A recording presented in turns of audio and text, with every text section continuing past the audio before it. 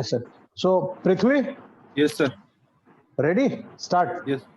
Uh, Good morning to respected faculty. Myself, Prithvi Patel, third year resident at BJ Medical College, Civil Hospital, Ahmedabad, under guidance of Dr. P.R. Modi, sir, Dr. A.G. Shah, sir, Dr. M.B. Mehta, sir, Dr. V.F. Chauhan, sir, and Dr. Hardik Bhatt, sir. I am presenting a case of right iliac fossa lump. A 43-year-old married male Hindu patient, labor by profession, residing in Asarwa, Ahmedabad, coming from lower socioeconomic class, presented to OPD with chief complaint of abdominal pain over right lower abdomen since 15 days and fever since 15 days. Uh, Patient was relatively asymptomatic before 15 days, after which he developed complaint of pain over right lower quadrant of abdomen since 15 days, which is gradual in onset, dull aching, intermittent, associated with borborygmi and non-radiating without any aggravating factor, and pain was relieved by taking oral medications. It is associated with complaint of fever since last 15 days, which is low grade, intermittent, with evening rise, with one episode per day, without chills and rigor, and relieved by oral medication. It is also associated with complaint of loosening of clothes with loss of appetite over a period of last 3 months. Patient is known case of pulmonary tuberculosis and on anti-tubercle drugs since last 3 months, taking medications from RNTCP department, Civil Hospital, Ahmedabad. Patient has no history of vomiting, diarrhea, constipation, abdominal distension, no history of bleeding per rectum or melena, or passage of worm per rectum, or no history of jaundice.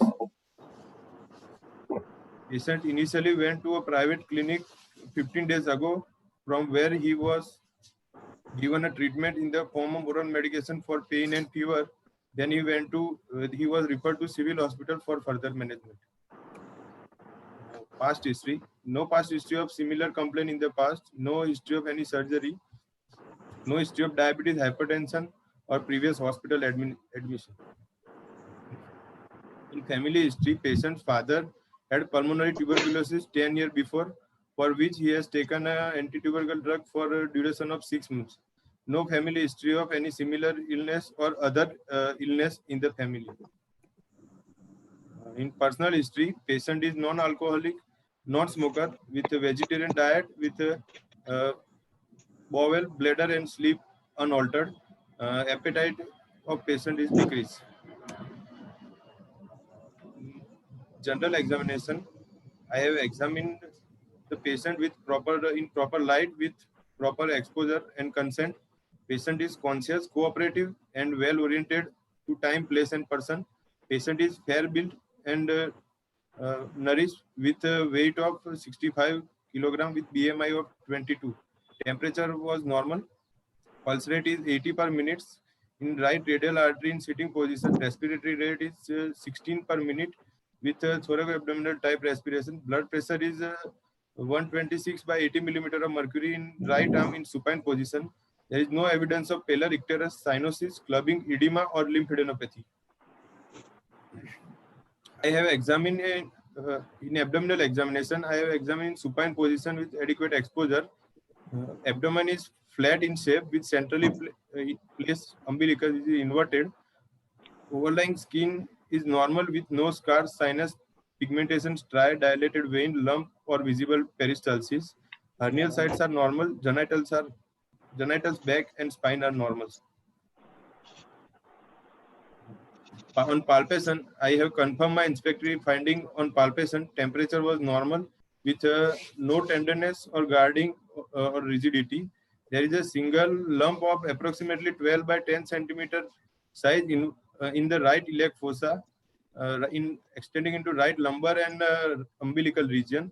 The lump is firm in consistency with smooth surface, ill-defined margin, non-mobile, and intra-abdominal. There are no pulsation palpated over the lump. It is not bimanually palpable.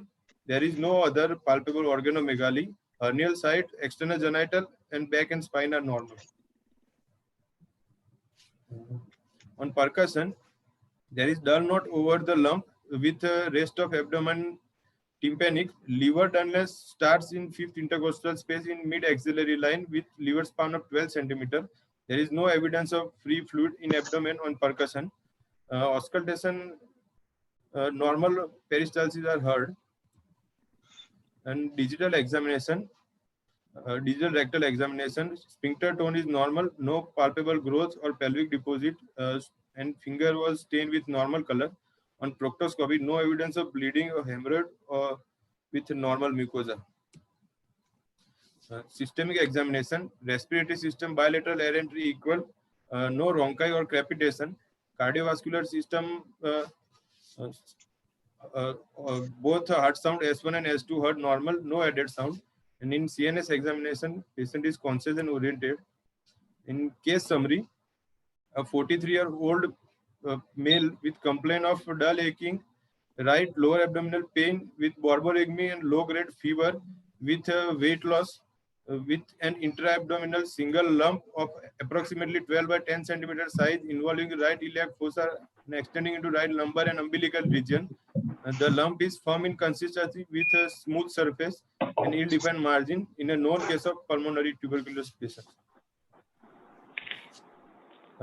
My differential diagnosis first will be ileocecal tuberculosis of a hyperplastic type, and second is carcinoma of cecum, and third is appendicular lumps. Okay. Right, now we'll keep this open for a discussion. Before that, I will introduce Dr. Mahesh Patel from Zydus Hospital. I think I can see him. Yeah, he has joined, sir. Mahesh, wave your hand so everybody know he is a senior GI surgeon and onco surgeon at Zydus Hospital. Welcome, Mahesh. Thank you for joining. Okay, Gunan, let us start. Yes. Prithvi, can we go back to your first slide? Yes, sir. You have a patient of 43-year-old. Yes, sir. So what do you mean by lower socioeconomical class in such patients who is presenting with lump in abdomen, fever, and history of anti-tuberculous drugs taken? How do you correlate?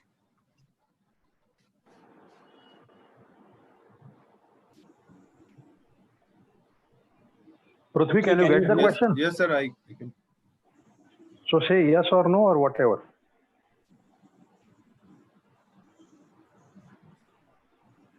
Can you correlate? Sir, Yes, Prithvi. Sir, please repeat, sir. Repeat the question. So we have a 43-year-old man who is lower socio-economical class. He is belonging to this class. How do you correlate when he complains of abdominal lump, weight loss, anorexia, and history of anti-tuberculosis drugs? Sir, in tuberculosis disease itself is common in lower socioeconomic class because Very of poor good. nutrition Good. and overcrowding in the residence area. Maybe. Okay. And already had past history of pulmonary cox. Yes, sir. Was he having past history of pulmonary cox? Sir, patient is currently having a pulmonary cox and taking medications of pulmonary cox since last 3 months. And patient's father had a history of pulmonary cox 10 years back. Dr. Prithvi, this patient you told in your history has a lump of 12 into 10 centimeters. He never complained of noticing this lump. It's a big lump. Yes. 12 by 10 centimeters is a very big lump in a thin, lean person. The patient would be able to see or feel a lump. He did not give you any complaint of a lump? No, madam. He did not give any complaint. No.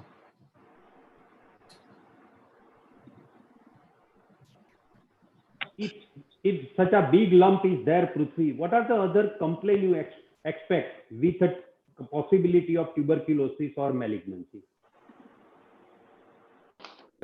If it is first of all, we go by size, then this large lump can cause the compression symptom over the nearby surrounding structure, like if it is compressing ureter, then Prithvi, before that, The bowel itself. From where do you suspect it is arising? This is Shinde. What is your Intestine. first diagnosis? What is your first diagnosis? Ileocecal tuberculosis. So forget about the compression. What will be the common complaint with 10 centimeter size lump? Already, you have written borborygmi is one. Borborygmi and distension with what does it vomiting lead to? also. Constipation. Vomiting also. So vomiting, borborygmi, abdominal pain and distension. What are these symptoms of? Intestinal obstruction. As acute intestinal obstruction. So can you elaborate on this abdominal pain which your patient is having? Abdominal pain. So what is the nature, whether it is associated with something or anything? Yes, you have written right lower abdomen. Yes, sir. So what type of pain is common? Yes.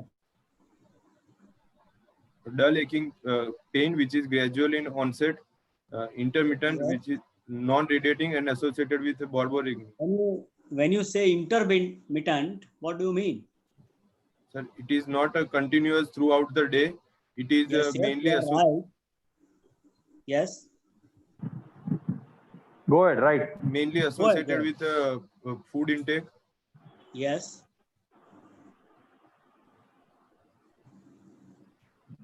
Every time he takes food, he has a pain. No, sir. He occasionally So he is having pain. sometime in a day, or sometime in a day, or sometime in a week. Sometime in a week, sir. So what must be happening here? Why- there must why be there is possible intermittent stricture pain? in the Very good. Yes, good. You have terminal taken the ileum. hint. Yes. And how the pain is getting relieved? Pain That is very important. pain was relieved by taking medication, by mainly antispasmodic medication. Now, sir is asking something else. So when you say pain is not persistent, how does it get relieved? Relieved. By passing stool, By passage of stool. large amount of stools and gases. Yes, sir. So is this patient has developed actual kind of diarrhea, which many patients complain? No, sir. Patient have not complained of diarrhea. Mm-hmm.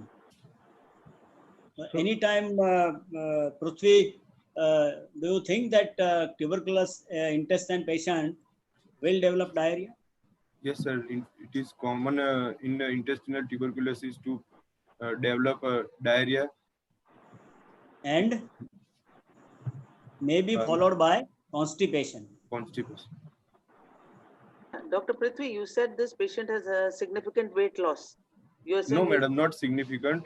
Patient He's having- did not notice the weight loss, but on asking, he is saying the clothes are loosening. So, what is the significance? Is this because of tuberculosis or is this because of any other pathology? Could the patient have any other pathology for which he is losing weight because he's taking ATT for the last 3 months? So, is this weight loss because of tuberculosis or because of any other condition which you can think of can cause weight loss? Malignancy can cause weight loss, but in that cases, it will be significant weight loss will be there and patient will notice weight loss and complain also about weight loss. But here only loosening of clothes are there. Any other condition which is associated with tuberculosis in which significant weight loss can occur? I mean, weight loss can occur. Any other disease which you correlate with tuberculosis? Is a low social. Prithvi, do you understand the question? Yes, yes, sir. I understand. So if you don't know the answer, I don't know. I don't know the answer. So do not No, waste see, your time. sometimes Madam is HIV is very commonly associated with tuberculosis patients also, and such patients can lose weight because of that also. So you have to keep other diagnoses also for weight loss besides tuberculosis also only. That is my Yes. point. Shinoy sir wanted to say ask something, I think. Yeah, Dr. Prithvi, this you could have presented this as a known patient of pulmonary tuberculosis on treatment with loss of weight and loss of appetite, 2 months duration, and comes with the presently to the hospital with this 15 days. Because your second slide, just open the second slide. Shows that second slide. Yeah, see that. So this 3 months is not past history. Okay. Yes, sir. You understand what I'm telling? Yes, These are sir. the Yes, same chronology events. Same. So what you should have presented as known patient of pulmonary tuberculosis on treatment of 3 months with loss of appetite and loss of weight 3 months. Now he has come with the 15 days history of, again you are written intermittent, you should have told us colicky. That's what I think Dr. Rathod wanted, that word colicky. Yes. Yes, that's correct. Intermittent colicky. You know, classically for interception, the Hindi speaking mother says, "Bacha sota hai, rota hai," means what? When the child is tired, it sleeps. And rota hai. Sometimes the colic appears. So this is how you should have presented this. Okay? Yeah. These are my observations. So chronological events, probably you adjust so that it will be nice presentation. Why he does not have loose stools? Loose stools. Why he does not have? You should have always told it is ileocecal, cecal mass. Ulcerated variety typically occurs in which part of the intestine? Ileum, sir. Ileum. Transverse ulcer are present in ileum. So there you get multiple ulcers. So you get more loose stools, diarrhea, mucus diarrhea, weight loss, and all that thing. The cicatrizing granuloma, which is presented as a mass, occurs in reasonably good immunity or poor immunity individuals. In good immunity, sir, and low virulence. So that is why low virulence and high immunity presenting as a cicatrizing granuloma. That is the mass. And remember, it is in malignancies, it will infiltrate and pressure effects. In a tuberculosis or usually benign lesions, generally do not produce those compression features. What you were telling, no? Sometimes you mentioned compression, right? Yes, sir. So that is the basic thing in all malignancies in the body. Like a small anaplastic carcinoma can produce voids. But Yes, large multinodular goiter will not produce. So this is the important philosophy. Okay, please, thank you. Yes. Yes. I welcome Dr. Prabal Niyogi. I think I can see him. Welcome, sir. The session is already open. A lump in right in the quota. You can ask any question whenever you wish. I also agree with Dr. Shinoy that this history is too short to say that this is a 15-day history and saying that it is an ileocecal tuberculosis with a lump. I think we will not. It is not easily digestible. The history should have been for, as Dr. Shinoy said, for a longer time, and then you can have started from there. And I agree with him that this is a colicky pain. What are the types of colicky pain? And if it was a what are the types of colicky pain that you know? Where do you have colicky pain in the abdomen? What all? Sir, in intestinal colic, biliary colic, and renal colic. So what are the differences in the three colics? How do you differentiate? Because any luminal structure obstruction will have a present as colic. So any time frame for all these three? How long does a ureteric colic last for?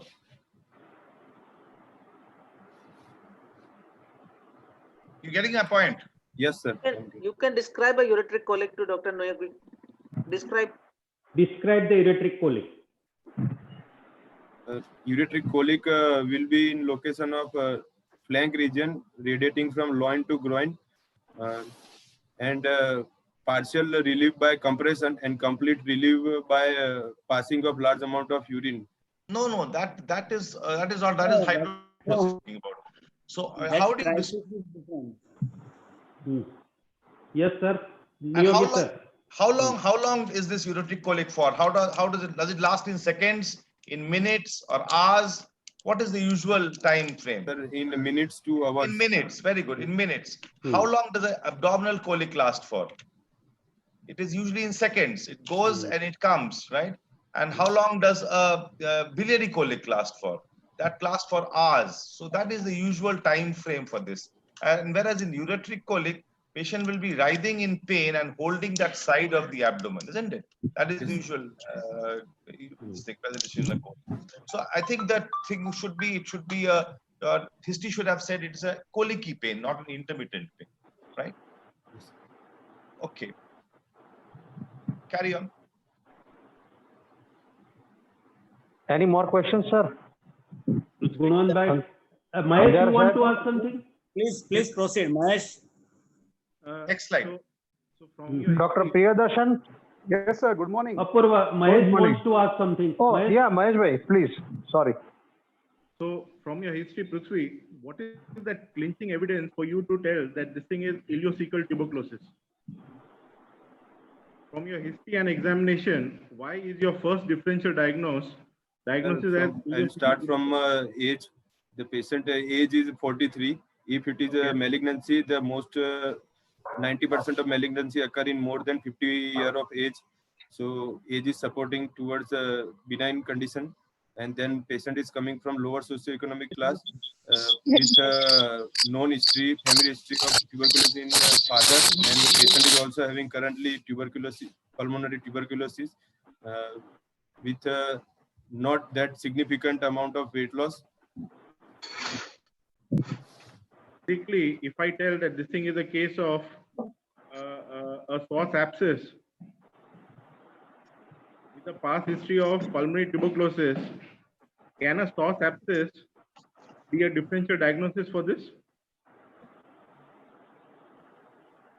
Yes, sir. Okay. And why is it not a psoas abscess from your examination?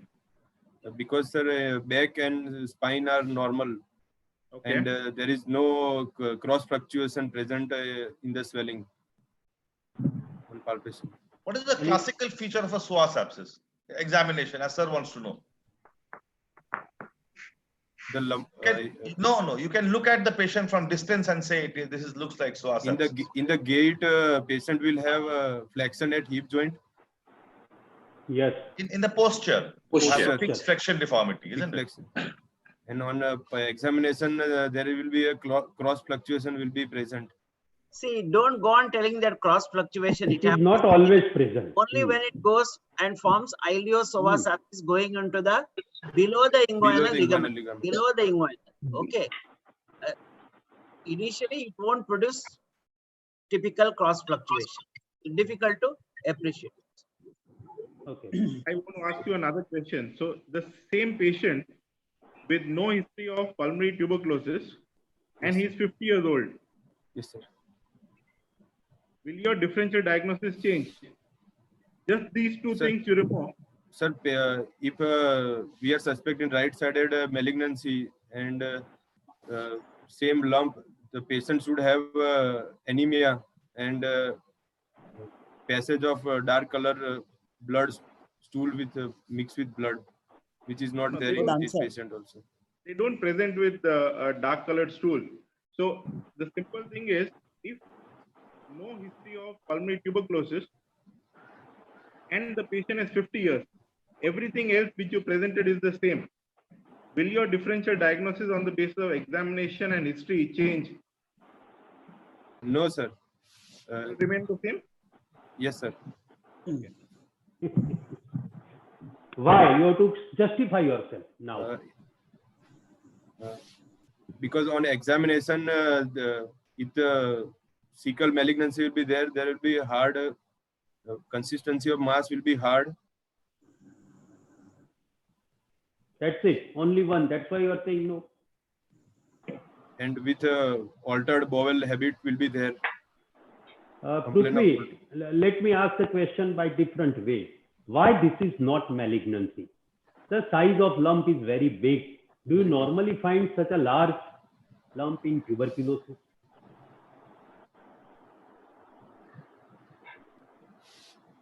don't know, sir.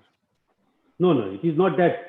You have to answer this. This is not a question where you can say, I don't, because whole your diagnosis is based upon that. Mahesh, that's what you want actually. I think so. Yes, sir. Mahesh, so what is, answer him what he really doesn't know that part. Mahesh is trying to ask that why you are so saying that is only tuberculosis. Is it a possibility that it can be a malignancy? Yes, sir. Possibility though. So why you are saying it is not possible? Because it is not likely. Even the patient has a history of so remain open in your mind. Yes, sir. You cannot have a fix that. Right? Correct, You sir. yourself have put a differential diagnosis. Yes.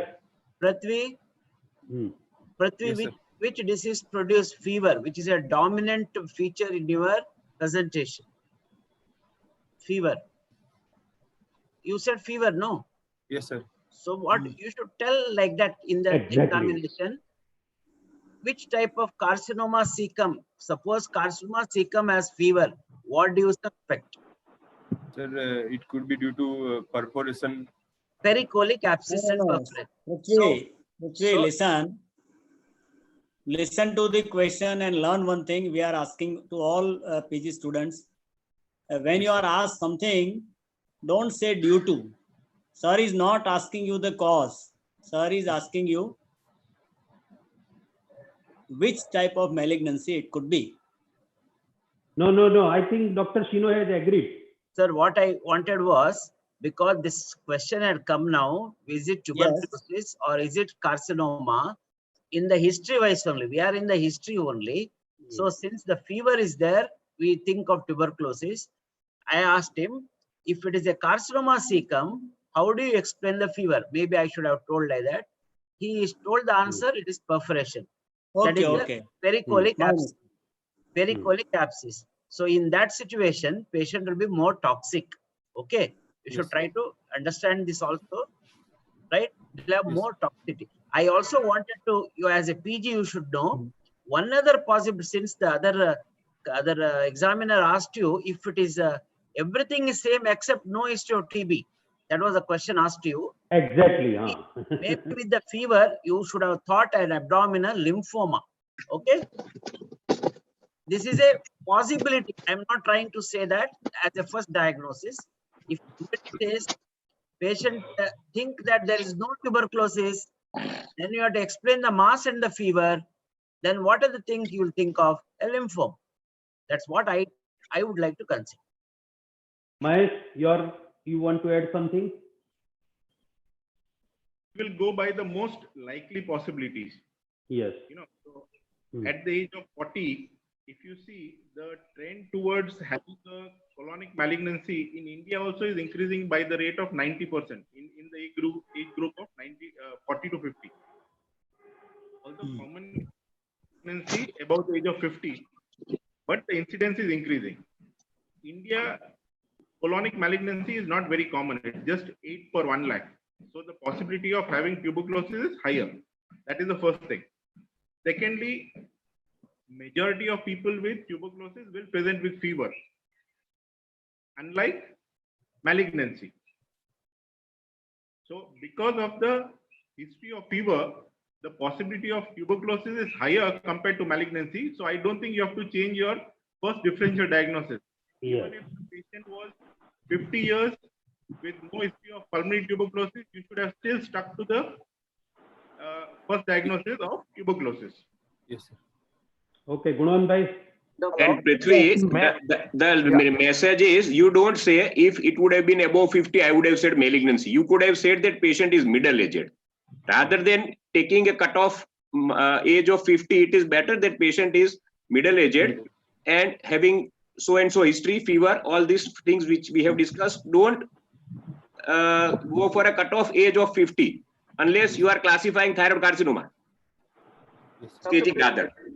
Dr. Prithvi? Yes, ma'am. Can you tell me, since we are discussing about carcinoma cecum here, what is the correlation? Is there any correlation between tuberculosis of the cecum and carcinoma cecum?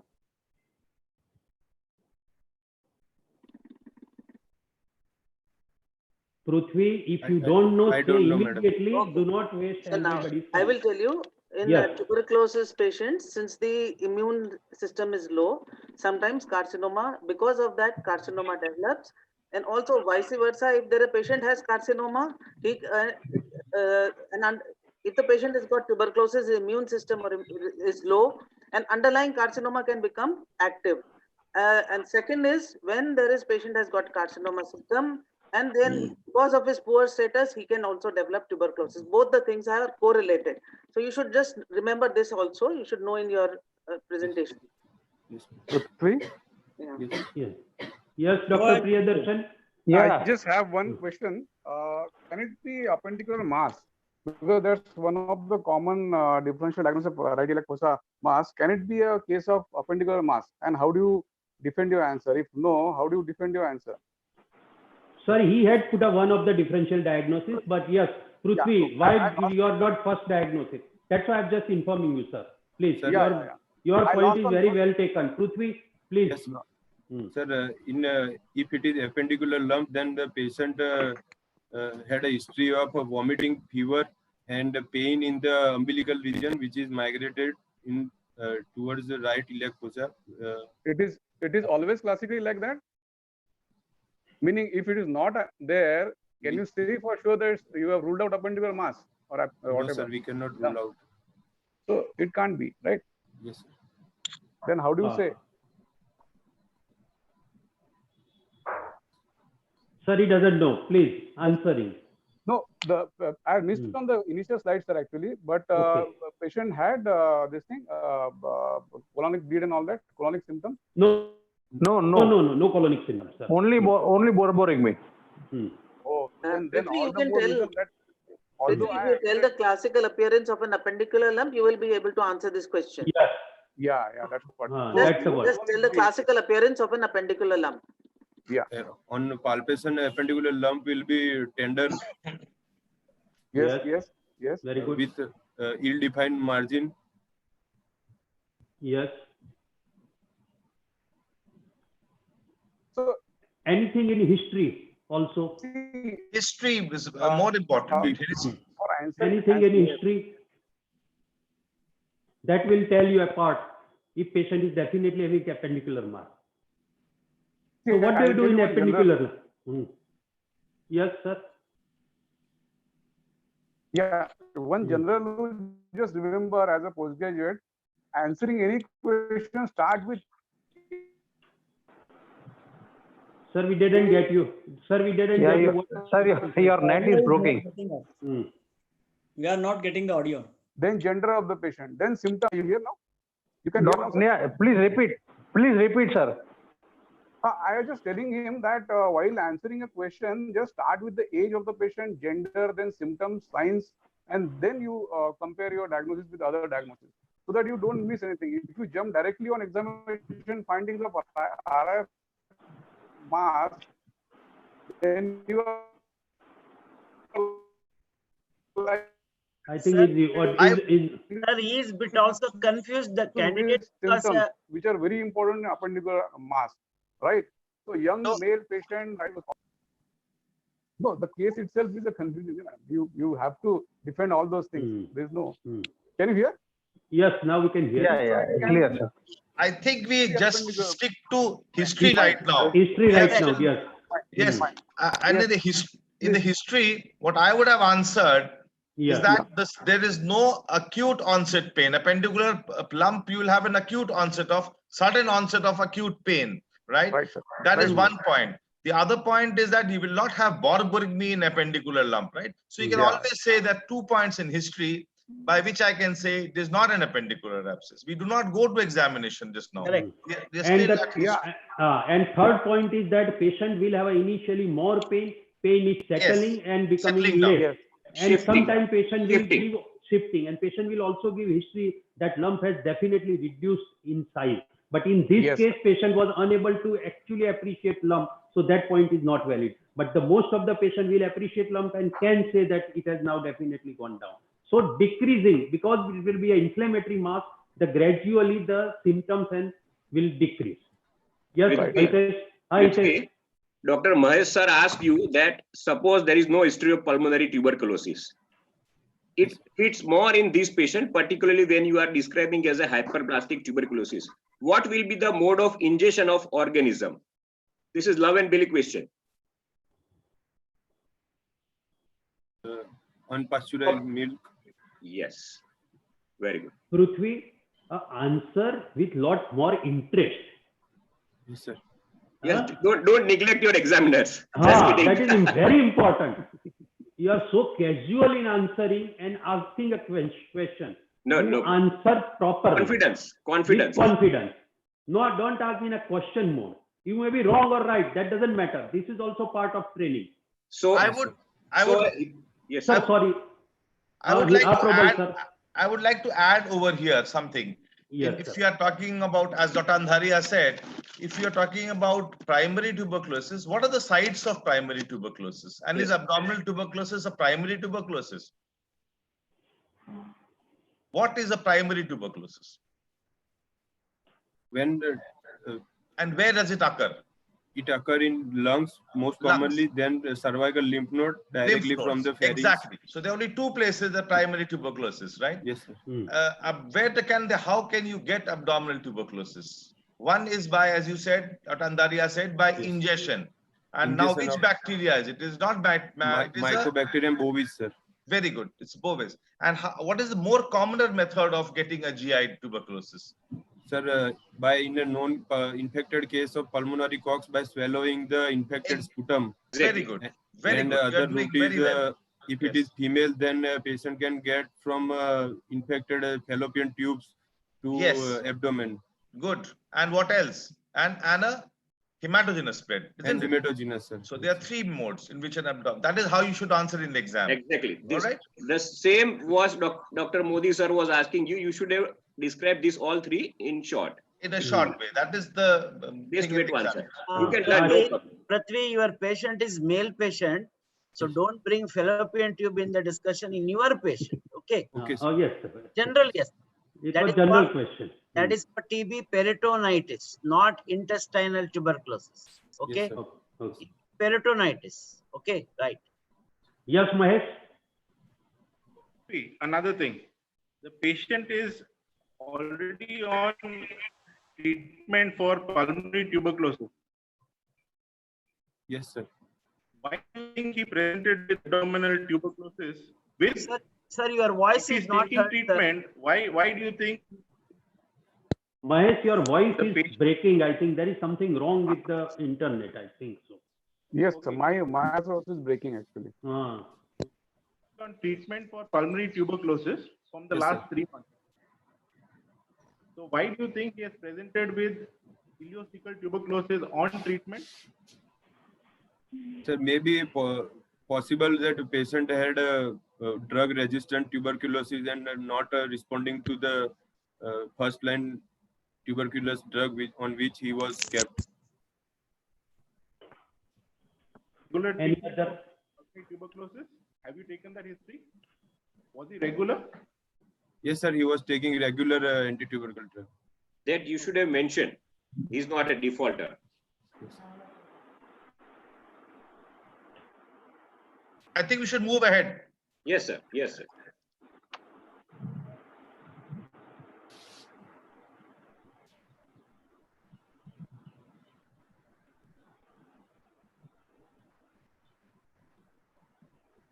Now, what are the other past history that you would like to know from this patient?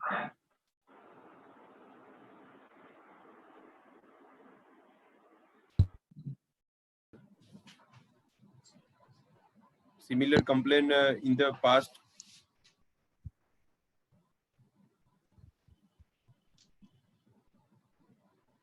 Yes. What else? Just say previous history of recurrent colics or recurrent abdominal pain. It is an early indication. It may not be a big barbarectomy. They may not have vomiting at all. But if you ask the patient properly, he may tell, I consume now less amount of food. Slowly, the quantity of the food becomes smaller and smaller. If he eats his normal thing, he goes for obstruction. That is what helps you in the past history to give an idea. The disease is very 15 days or 1 month or 2 months or 3 months. You understand? No, patient may not tell you that unless you ask for that. Okay. Yes, So sir. any history of recurrent intestinal obstruction. So what are the symptoms of intestinal obstruction? What are the 4 cardinal symptoms of intestinal obstruction, and how can you make out the site of a lesion with the chronology of the symptoms? Sir, in proximal obstruction, the What vomiting are the will be 4? the main What complaint. are the cardiac 4 features? 4 features first. Vomiting, colicky pain, Pain first. Okay, pain first. constipation, and distension. Okay. So pain, vomiting, distension, constipation. Right. So now how does the chronology differ? If it is a large bowel obstruction, what will you guess first? Constipation And will be with distension. With distension. Vomiting will be absent, sir. And high jejunal? High jejunal vomiting will be the first presentation with vomiting and pain. With colicky pain, and distension will be absent, sir, in that. Right. So what else have you taken? Next history. Next slide.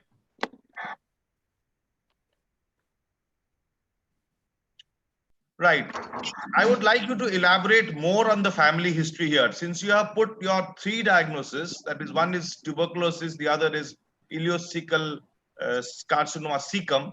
What else is important in your family history?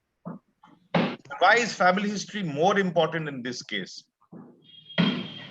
Sir, first for tuberculosis, and second for if we are suspecting carcinoma, then hereditary and familial carcinoma. If we are suspecting, then it is important to ask for a history of malignancy in the family. What is Lynch syndrome?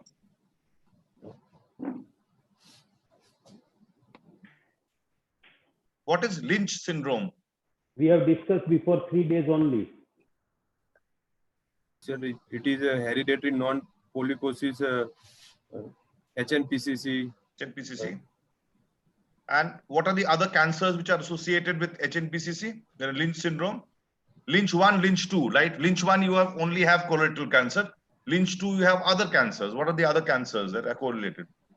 So you have to take a history in the family history, if in first degree relatives have had or second degree relatives have had.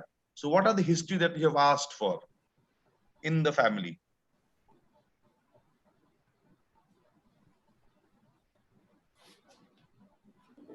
What are the other malignancies in Lynch? If you know, say yes. Otherwise, know, think, that's a better way to say it. Right. Because so yes, Lynch syndrome in the Lynch 2, you can get other cancers also, like stomach cancer, small intestine cancer, pelvic calyceal cancers, right? There are other, then you can get skin cancers. So these are the histories that you have to take. And what is the first degree relative and what is the second degree relative? Sir, patient's father and mother and son. Yes, somebody has written Bethesda criteria also. Yes, anything, somebody's asked a question, one of the PGs. Could you tell her or him what is Bethesda criteria and what is the Amsterdam criteria? Sir, they are for familial colorectal cancer. Exact point, sir, I don't know, sir. Okay, fine. You read that up because that is less than 50 years of age and then the first degree relative. So I'm asking you, what is the first degree relative and what is the second degree relative? Who are your first degree relatives? Sir, father, mother, and son are first degree relative. Then uncle and cousins are second degree relative, and grandfather and grandchildren are third degree relatives. Right. Okay. So did you ask any family history in this patient? Yes, sir. I have asked no family history of malignancy in the patient's family. Right. Okay. Carry on. Other examiners, please. Please, anybody? Gunan Bhai, Hitesh? Yes, we proceed to next slide. Yes. There is one question. How much significance of history of pulmonary tuberculosis in father before 10 years? Sir, no significant. It suggests only the area is in that residents pulmonary cox is common. That is all over India, I think so. So this is it Shinoy sir and Kumkum Singh madam, is it right to ask sir, describe in detail that history of pulmonary tuberculosis before 10 years? Is it relevant? That's what I believe. Sir, you mean this case or In any case, supposedly of tuberculosis. I think it is better to get the details, sir. Better to get. In India, everybody is every examiner wants when it comes to tuberculosis, they will ask all the ATT drugs, how we take. I think we can't escape away from that. Better to know better. Can we move further, because we are, I think, still stuck at history. Forward. Yes. Examination. Punwan bhai? Yes. Okay. Anything specific? No. What is fair built means? Yes, what? fair build. Exactly. What is fair build? This is always a nemesis of student. Every time. Patient is fair. Like what? Well built, I think. No, what he wants to say? Averagely built, I think he wants to say. Is it so, Prithvi? Average. Because he has lost weight, you said. But on the One other side, question. Nourished. Well nourished, fairly built and nourished. How do you assess nourishment? Sir, by visible bony prominence. No. Assessment, he has asked. Assess. How do you assess a nutritional assessment of a patient? By look, anemia, nail changes, hair. No, anemia is not an assessment for nutrition. Some measurement. Yes. There is some specific measurements also. Some measurement. Somebody has already written. I would say, I would answer for the benefit of the PGs. Yes, sir. You have anthropometric measurements and you have biochemical measurements of nutrition, right? The anthropometric measurements are number one, BMI, and the other measurements like mid-arm circumference, which will show the protein, and triceps skin fold thickness, right? That will show about fat. If it's a finger, if you pinch your thumb and your finger, if you can hold them together, then the fat is less than 10%. Then you go on to other biochemical. What are the biochemical markers for malnutrition? Serum albumin level, serum. Very good. Albumin. What else? Serum B12 level. No. That is micronutrient, of course. Everybody, yes, right? Every vegetarian will have low. So it's albumin, pre-albumin, transferrin, retinol binding globulin. See, these are all MCQs. You will be all getting your MCH exams also, right? Micronutrient deficiency, as you said, you can get angular stomatitis, chelosis, and you can get low vitamin B12 levels, right? So that is how you assess nutrition. All right? Yes. Carry on. Sir, there is a question. Yes, Mahesh, you want to say something, please? See, finally, when we are going to be thinking about anything, it is, will that help us in our treatment? So once we are looking at someone undergoing surgery, the only two important criteria is he marasmus or is he Kwashiorkor?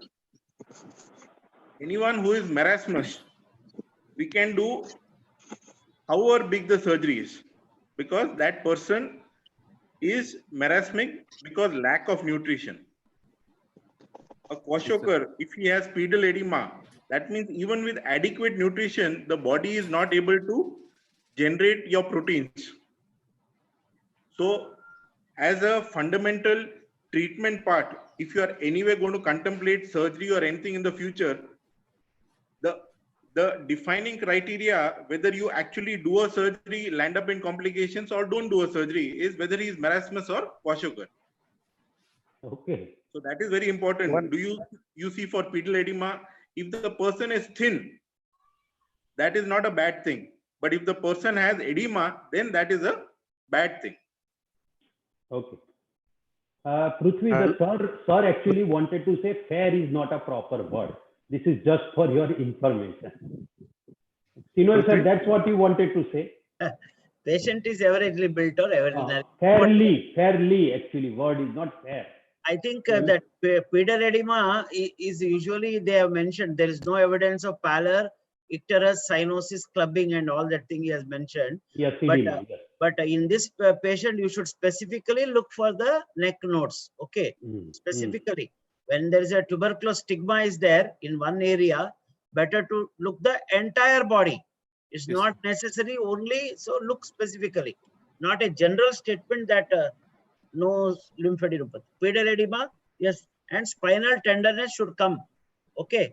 Yes, sir. As a part of the examination, especially Indian patient. Always we say no spinal tenderness. Okay. Hello. And deformity. Yes.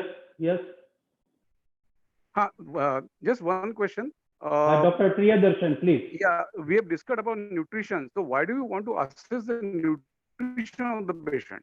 Why? What is the reason? Why all this mid-arm circumference and BM and those things? What is the basic purpose? Prithvi. Yes, sir. Patient can develop anorexia after having what is the pulmonary. basic purpose of assessing the nutrition of a patient? Why nutrition is low is not the question. Is what is significance of asking? Why you want to assess in this patient? Mahesh has already answered. Go for a surgery. Yeah, part of it is answered. Yes. Mahesh has given a hint already. That should help him actually. Yes, very good. That good question was there. Madam, you want to ask something? No, it's okay. Okay. Next slide. Sir, just for my clearance, I have heard many times people are asking and describing Kuppuswamy index and that. Is it necessary in general examination for assessment of nutrition and that? Sinoy sir, or anybody would like to? I don't know, sir. No, I don't think so. I don't agree. That's some what performance. Karnowski score, all that. So this is for my clearance because I was never asking that, but I have seen few people asking that you should mention this in your general examination. I don't think so it is required, but I don't know. That's why I was asking to the experts. Sir, few examiners are very fond of that question, sir. Yes, that's why I'm asking. So better to know it and keep it rather than to not know it and then fumble it at the end of the presentation, especially if you have a good history presentation. Okay, so but it should be mentioned in exam or just be ready if somebody asks. So what I generally tell the PG is assess your examiner and then answer the question. Okay. The thing is, they can only assess, they cannot give marks. No, what I'm saying is very important. Yeah, and sometimes, sir. Yes, sir. But I think in such questions, if one of the examiner is happy to receive these answers, other two will be protecting, not an issue. So it is not necessary. That's what I am teaching. Better to avoid. Okay. But you should know what is that if somebody asks you that specifically. Okay. Prithvi, there are two things important here. Yes, because you are a postgraduate. Instead of making statements like no scars, no sinuses, what is that you are interested in examining in this patient? What is that sinus you are looking here? What is that sinus in abdomen you have seen? Patient who has not undergone any surgery. So what is important is you should have mentioned no stepladder peristalsis instead of making a statement of no visible peristalsis. Then you know you are specifically looking for small intestine. Small intestinal obstruction. So convey that whatever be specific now. Yes, sir. You are not looking for visible gastric peristalsis. So abdomen is flat, okay. No distension. That is the word should come. Okay. Yes, umbilicus is inverted. That is okay because if it is everted, maybe he is having ascites. But again, you have to correlate with the tuberculosis. He is having tuberculous ascites. So all the other things, striae. What is this striae in a male? Why did you mention that? Don't make everything routine. That's where you get into trouble. Yes, sir. What is that striae? So it's not important. Yes, pigmentation. What is the pigmentation you are looking here? If I ask you that question, rarely your answer should be, what is that condition can produce intersusception, can have some pigments, can have something in the body. Heard of that condition? Any syndrome? Any syndrome? Yes. Any pigmentation here, oral cavity. Perioral pigmentation. Peutz-Jeghers syndrome. Yeah, they can, Peutz-Jeghers. so what I'm trying to tell you, that is why these have been mentioned in the books. You don't have to go on making such lines here. Dilated veins, of course, you want to rule out portal hypertension. All that. Yeah. Okay, Prithvi, adding to Shenoy sir's findings, instead of mentioning everything, no, you should mention positive things like both the iliac fosses I see are looking very scaphoid and empty. Even right hypochondrium is also looking empty, but left hypochondrium, there is some swelling present and there is some swelling in the central region. So if you explain and speak your findings in inspection like that, I think that will be like a postgraduate student. So why there is fullness in the left hypochondrium? Can you explain? See this picture, if you can zoom it bigger and see, there is some fullness in the left hypochondrium. Both the iliac fossa empty. Sir, actually, in the center, it looks some distension. Center. Yes. For us.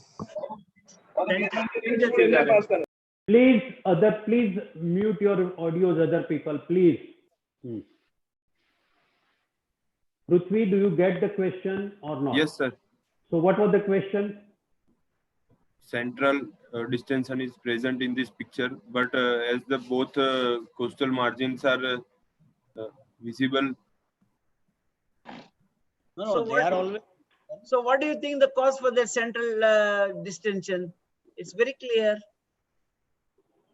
What do you think the cause? You said borborygmi, no? Borborygmi. So, it is correlated with your history also. Stricture, iliac stricture. So what is the central distension due to? Dilated say that ilium and jejunal loops. Mid-intestine. Small bowel. Small bowel. Jejunal and ilium. Be specific. Means it can be, how can you say it is jejunal? It is a small bowel. Why they may be visible? Reason for that. Because of stricture in the ilium. Or ileocecal. You don't know exactly. Yes. Maybe it can help us in the discussion of when you do the summary and the provisional diagnosis. So this point is helpful. So suppose this is inspection, will come to palpation. There is one more picture now. Please, sorry sir. Yes, please, sir. other people, please. Please. Can you observe that? Audio, other people, please mute your audio. There is a lot of disturbance.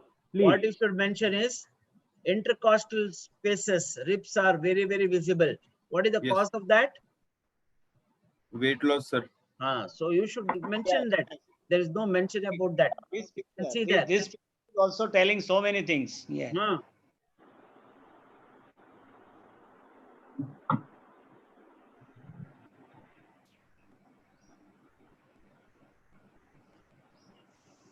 So there is a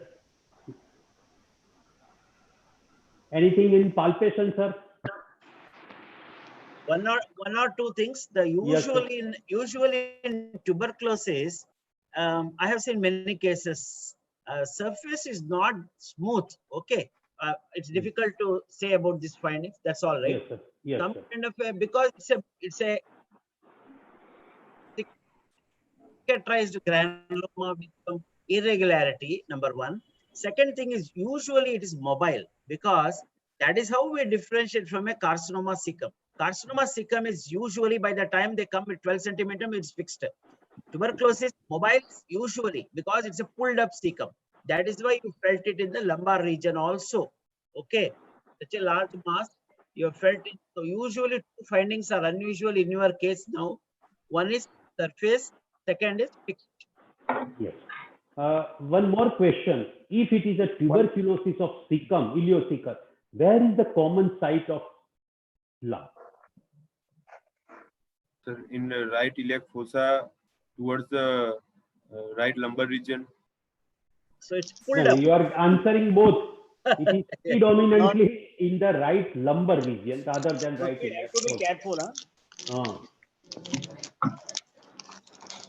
Because then your answer is not valid. You first say right iliac fossa and then say right lumbar region, then your answer you don't understand. Why is it more likely to be right lumbar region? Because of the pulled up cecum due to cicatrization. Of what?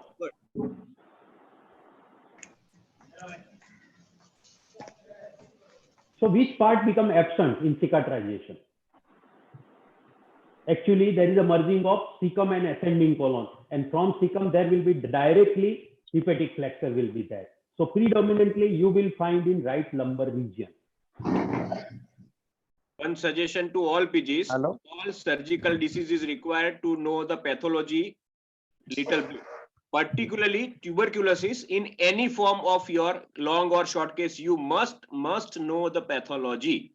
It is mandatory. Then and then you start reading operative steps or describing the clinical features. If you know pathology, you will be able to digest the symptoms and other findings very easily. Yes. One, Dr. One more. Pankaj Modi, one more thing, instruct the postgraduates, especially abdomen and neck and thyroid, when the patient they are presenting, at least with the permission of the patient, mark the lump, with the blue. Yes. So we all will get some idea exactly the location, especially in the abdomen. Here somebody, Dr. Nimish has raised very valid point. On inspection, the right iliac fossa appears to be empty. Whatever fullness looks like more in an umbilical region. Correct. Does it tell you anything? This is an important point. Somebody also raised this in beginning, but it was at that time, it was not examination point, so I did not raise that question. What is significance of this observation? Prithvi? Yes, sir, because of cecum is partially retroperitoneal organ, the lump will be. Don't bring that retroperitoneal discussion. Oh. Fullness is because of a dilated small bowel loop. Yeah. So actually what you may be, I don't know, you may be palpating is a bowel and you are saying it is firm or soft. Firm. So then it is, how can it be bowel? Is it possible? Whenever you feel a lump in the abdomen, especially tuberculosis, say maybe it's a matted loops, that's all the, with everything, that's what it is formed, and with some thickening, maybe some lymph nodes. That's why I said some irregularity or nodularity is the usually you get. Okay. Yes. So it may not be only cecum which is palpable. It may be mix of cecum, even omentum sometimes comes there, lymph nodes are there, some loops are there. So this is what the books actually describe as a granular filling. Sometimes it is very, right? Okay. Please, Gunanbhai. Yes. Yes. So if you know the pathology better, I think you can understand better. Correct. The surface is granular or nodular because of lesional adhesions of omentum and the intestine, right? Now, how do you explain? You said it is smooth surface. It is not palatable. This is the disadvantage of virtual meeting. Yes. We have to rely on him. Somebody was asking question. I don't know who was asking something. Dr. Niyogi sir, I think you were asking. I think we are not seeing him. Okay. Please, Gunanbhai, continue. Yes. You have said it is intra-abdominal. How you have confirmed? By straight leg raising test, the lump is disappear after a straight leg raising test, which suggests the lump is intra-abdominal.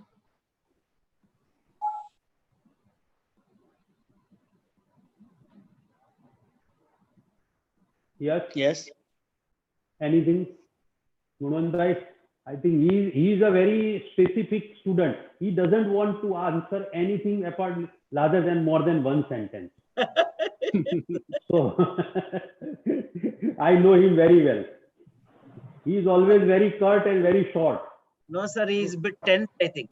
That's the problem. That's the problem, actually. That's why I'm trying to relieve his tension. Prithvi, just relax, Yes, sir. because he is very serious from the time he has presented.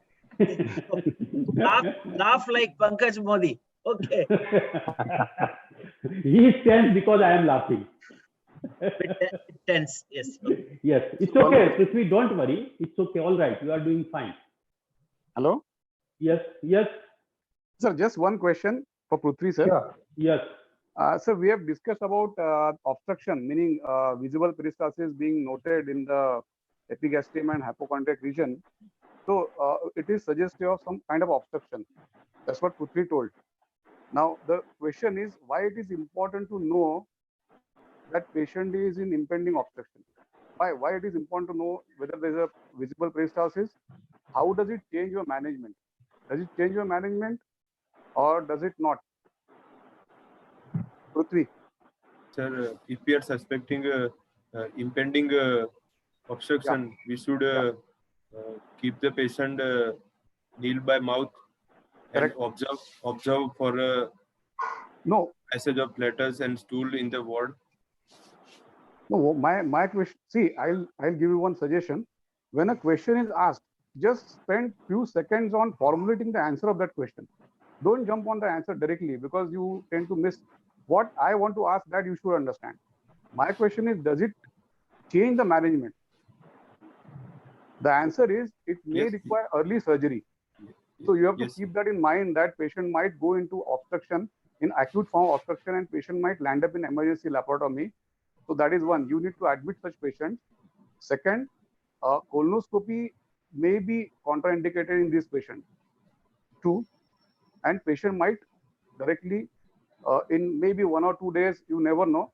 So you have to prognosticate a disease to the patient. And oral contrast also to Yeah, be oral contrast is contraindicated. casually given if CT scan or anything is to be done.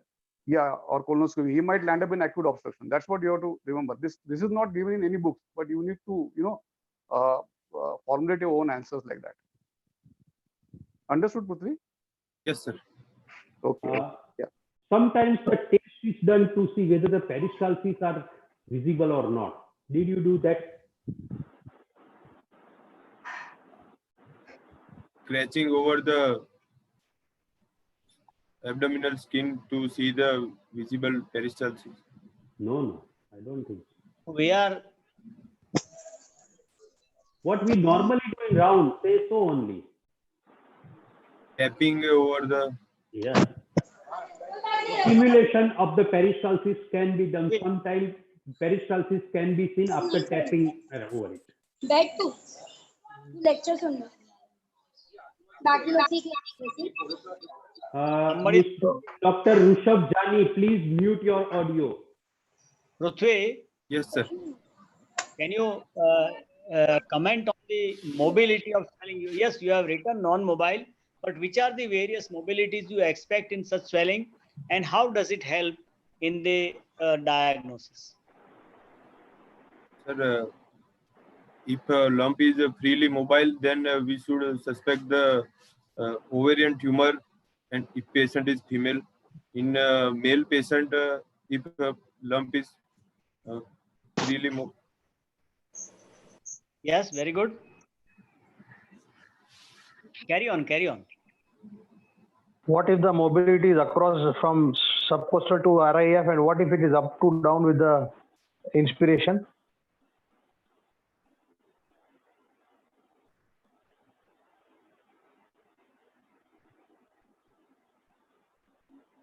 Prithvi? Say yes or no, Prithvi. No, sir. I don't know, sir. I think, Prithvi, if it is mesenteric cyst, Yes, how? Sir. Then it will be the perpendicular to the attachment of mesentery. Yes, so you Yes. clarify ovarian cysts and mesenteric. Now, what about other cystic or solid lumps in this region?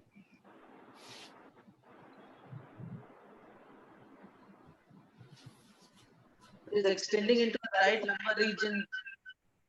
Can you say things of something?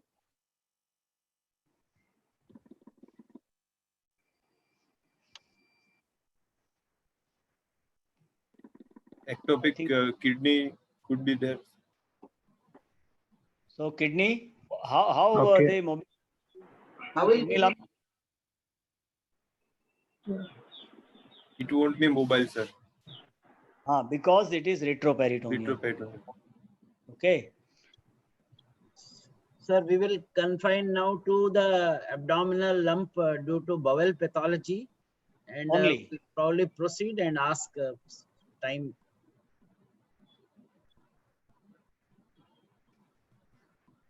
Dr. Kumkum ma'am was saying something.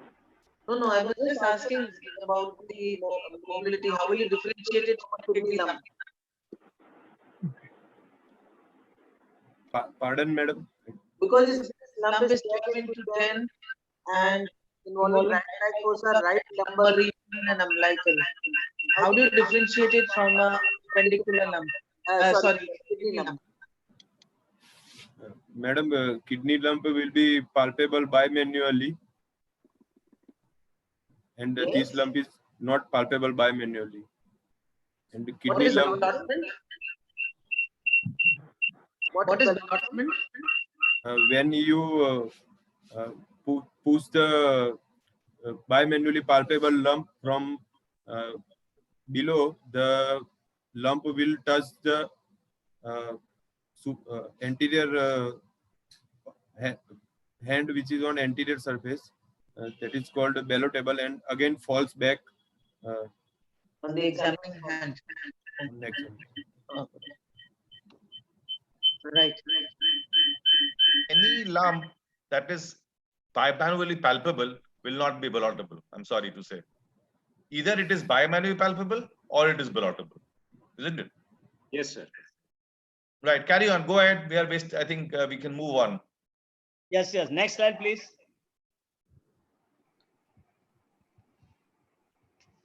Percussion. Right. How do you measure the liver span?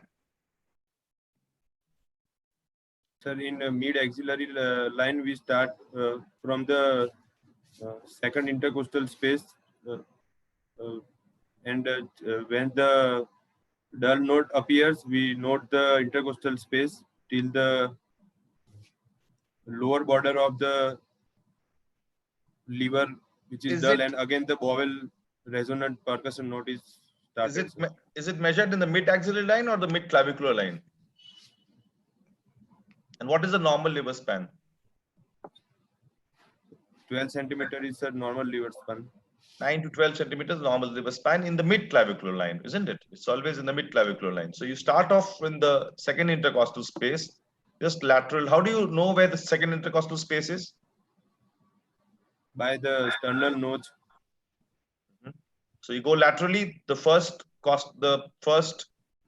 gap that you see is the second intercostal space, right? And you start percussing down from there in the mid-clavicular line. And the liver span is always measured at the mid-clavicular line, right? And that is about 9 to 12 centimeters. So what was the liver span in this? You should mention the liver span. In centimeters. And you should percuss from lower down and go up, so you see the lower level of the liver. So then you can mark it with a pen and measure the liver span. That is how it should be done. Okay. Prithvi, what is the significance of this line? There is dull note over the lump with the rest of the abdomen tympanic. What is the significance of this? Normally, cecum contains air. Yes, sir. With fluid. You should have been resonant. Why it is dull and rest of the abdomen is tympanic? Means what? Anything message conveyed to you? Yes, sir. It suggests that a lump is formed by omentum with enlarged lymph node. No omentum here. Think that lumen is completely getting narrowed. That is granuloma. So that is why he is in obstruction. So it requires a surgical procedure. The lump is dull. That means solid. Solid means the whole thing is now, there's a mass. Okay, such a large mass there. So that is why otherwise cecum will give a resonant note. Okay. Yes, sir. And the other thing I want to point out here is that your history says it is borborygmy, whereas Yes. your auscultation is normal peristalsis heard. Is that not contradictory to each other? Yes, sir. Maybe at the height of borborygmy, sir. Prithvi, you have made two mistakes here, and Prabal has rightly pointed it out. So everybody has to be careful. One is this mid-axillary line you have written is wrong, and second is normal peristalsis. Both things are contradictory. Okay, go ahead. Go ahead. Next slide. Digital rectal.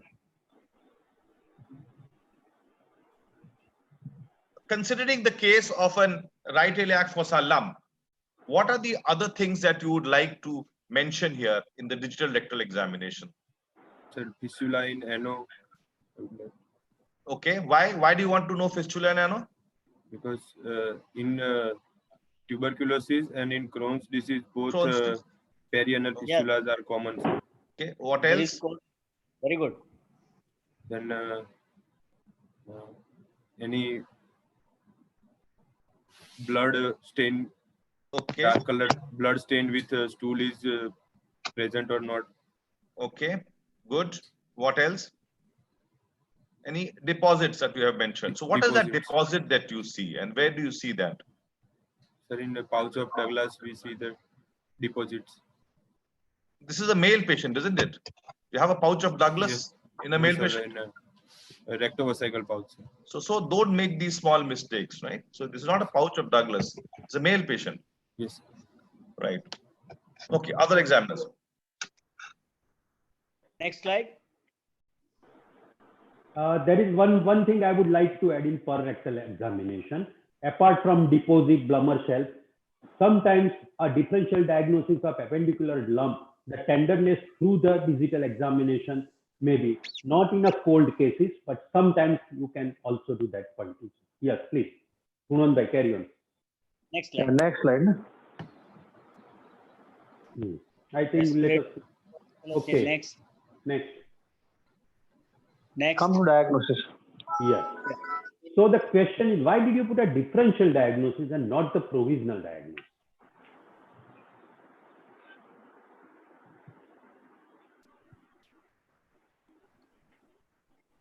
Yes, Prithvi. Prithvi? Yes, sir. Right. So why differential? And not the provisional? What is difference? Because sometimes the students are many times caught in this problem. That's why I did not intentionally change this point. So, Shinoy sir, is it preferred to put a differential diagnosis or provisional diagnosis with other differential diagnosis? No, sir, you should always tell my diagnosis is ileocecal tuberculosis, and probably differential diagnosis is whatever. Yes. So for PGs, this is a very important point. You should commit. You should commit and say, this is my diagnosis first. This is defense. I think I don't want to commit myself. There should you should hang out your neck. That's what I believe. It may be right or wrong. Sir, that is a working diagnosis. Yes, it may not. It may prove to be wrong, and doesn't matter. Yes.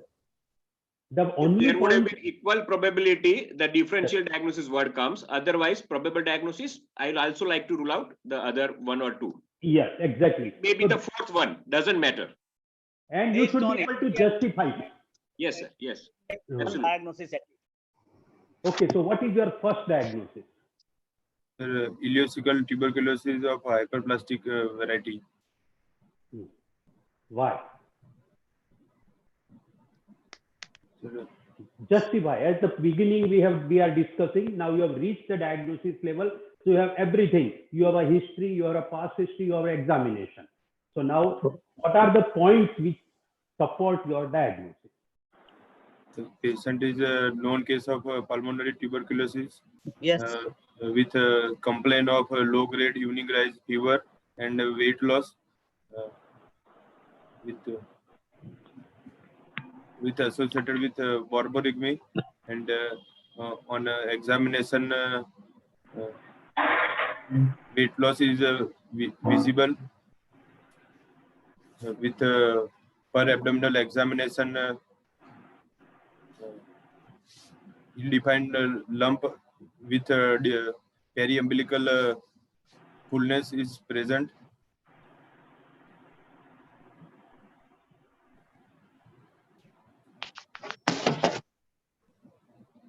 Anything else?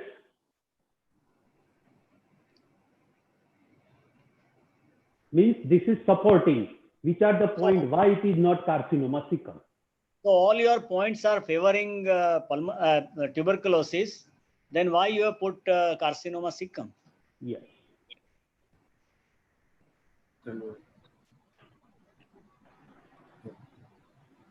If it is a first index case of familial carcinoma, then with pericolic abscess, then same presentation can be there with 40-year male patient with. Why don't you say what are the presentations of a cecal carcinoma and which are not present in the history here? In other words, you can take it the other way. Then it will be easier for you to answer. I'm helping you. Sir, it will have a altered bowel habit with weakness due to anemia and a complaint of passage of dark red color stool, possibility of blood mixed with stool. So there can be anemia, asthenia, lassitude. There can be bleeding per rectum, which is not present in this case. What else?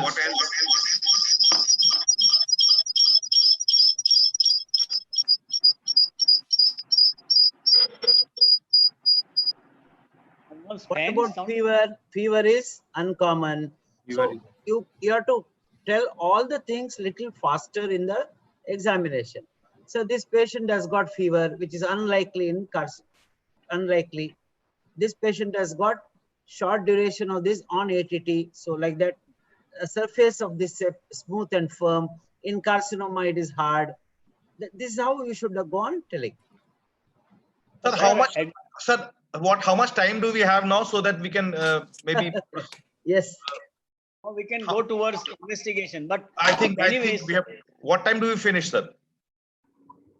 12. 12. Okay, so we have time, right? So, Dr. Rathore, should we go and move on? Yes, yes. Now, how will you investigate and confirm your diagnosis, Prithvi?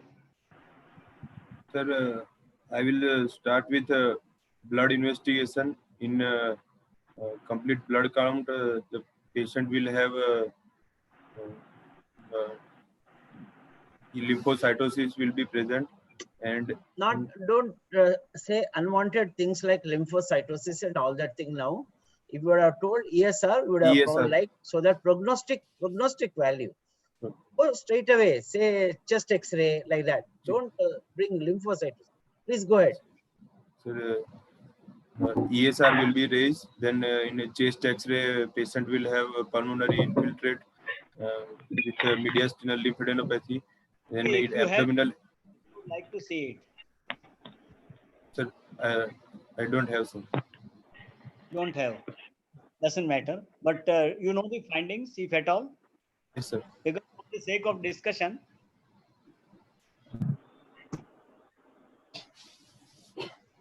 Sorry, sir. X-ray of findings. Findings. Sir, patient had pulmonary infiltrate with mediastinal lymphadenopathy. No pleural effusion was there, sir. The patient never had any cough? Yes, sir. Patient had a history of cough 3 months back for sputum now sputum AFB. Sputum RM, sputum acid fast bacilli with a sputum culture. Then you said he doesn't have, his chest X-ray does not show any pleural effusion. Yes, sir. And both the lung fluids are normal? No, sir. Pulmonary infiltrates are there. Latrine करके पानी में बैठो 10 minute. Where? Right. So what I would say is that probably you should divide your investigations into your diagnostic investigations and the other investigations. So you Yes, just yes. say you have got the blood tests done. You have got an X-ray chest, which just shows pulmonary deposits. Do you want an X-ray abdomen in this patient? Yes, or no? Sir. Yes, sir. Yes. Why? To see the air fluid levels. Yes, there is obstruction, right? So you need to see that. What else will you get on X-ray abdomen in such a case? You might get calcification of mesenteric lymph node will be there. Okay. Right. So you get an X-ray abdomen. Now, how do you, from an X-ray abdomen, how can you make out that this is a small bowel obstruction as opposed to a large bowel obstruction? Sir, in small bowel obstruction, the colonic gas will be absent, sir. Okay. At least you tell what is present, no? And multiple dilated jejunal and ileal loops with featureless ileum and convoluted jejunum will be present. So you should tell that in the center of the X-ray. Central loop with the prominent valvulae conjunctus. Right? Peripheral gas is absent. And also look for gas under the diaphragm. Gas under the diaphragm. Why? Because obstruction can follow by perforation by the rupture of the ulcer. Is there any clinical evidence right now to say any perforation? No, sir. Very good. So no temperature, no guarding, no rigidity. Good. Right. And liver dullness is also normal, sir. If I ask you that I can only get one X-ray abdomen, which one will you take? A supine or a erect? Erect, sir. Why erect? Why not supine?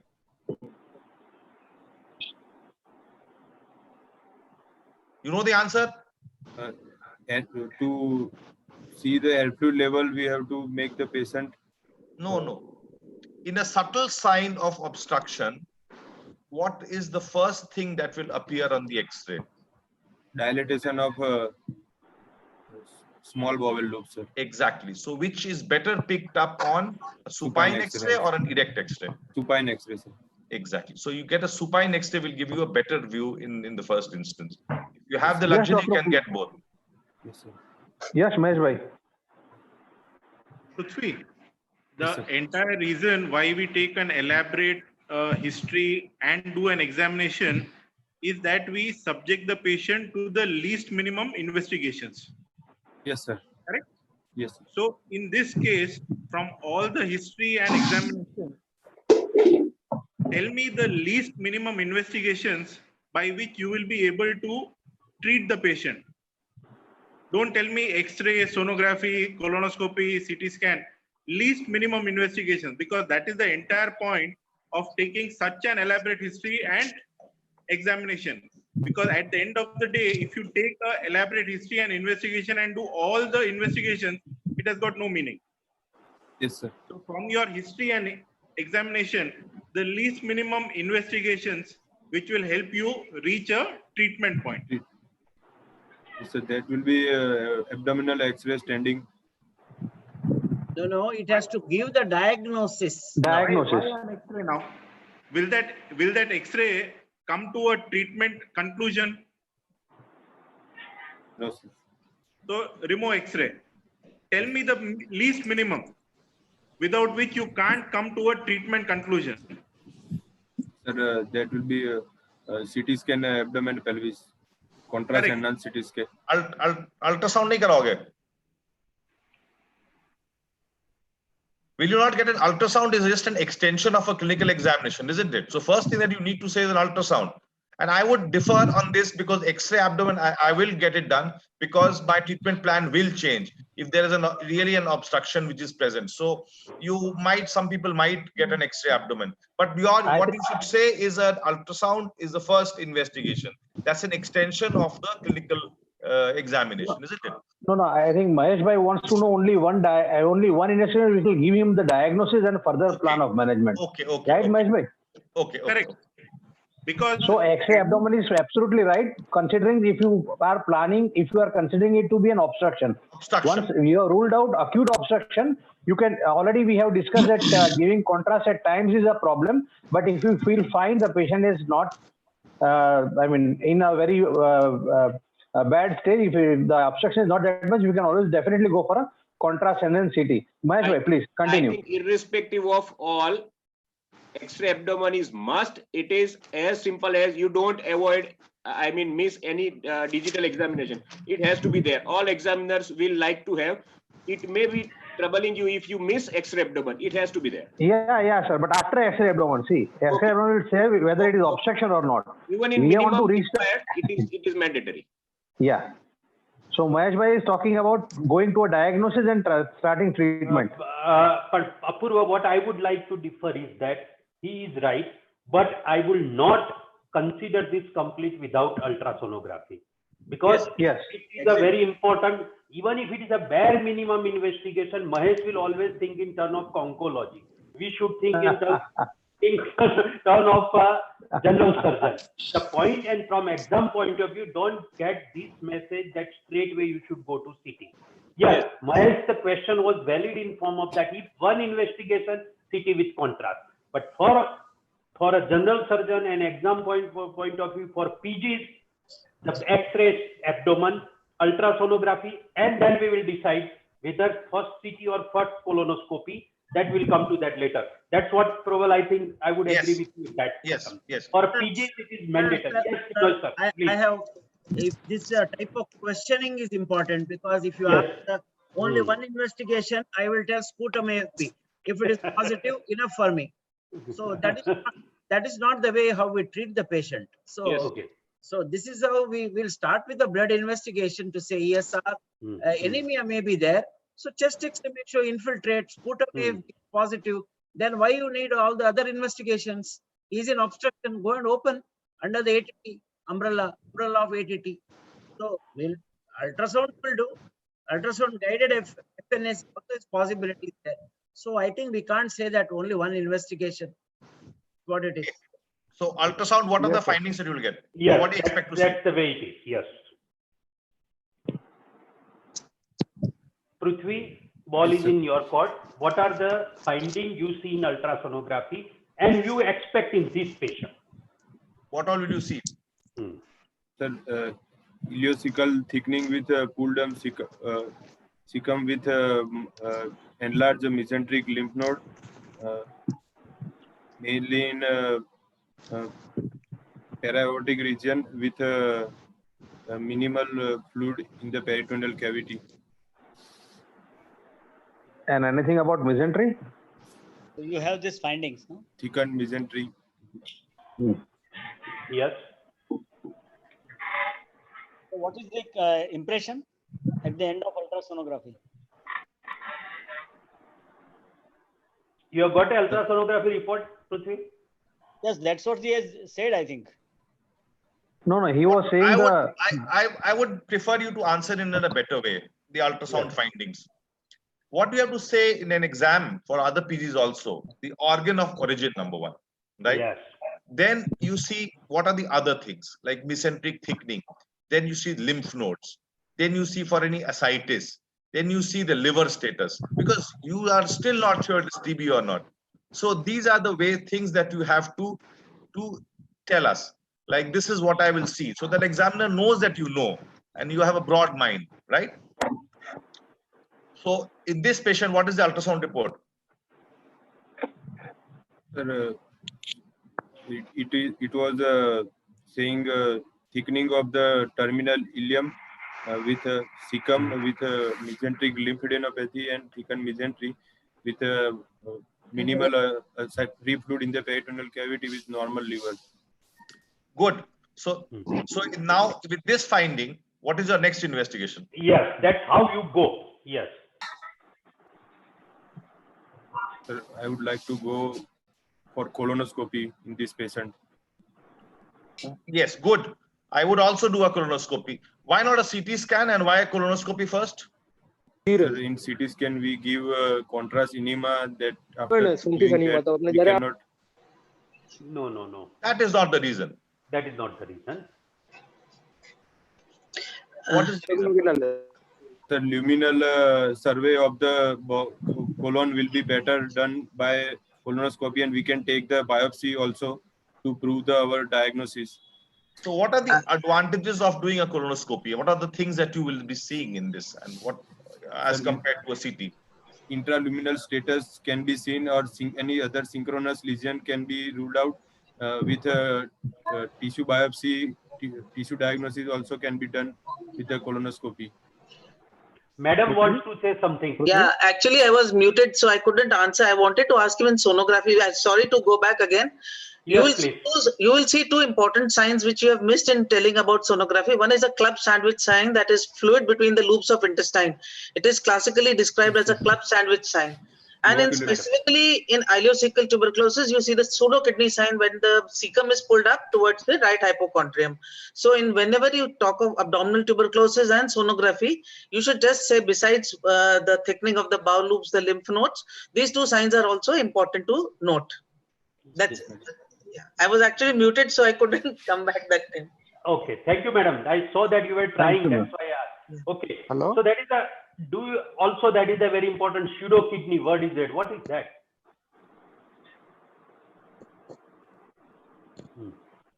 What do you mean by pseudo kidney?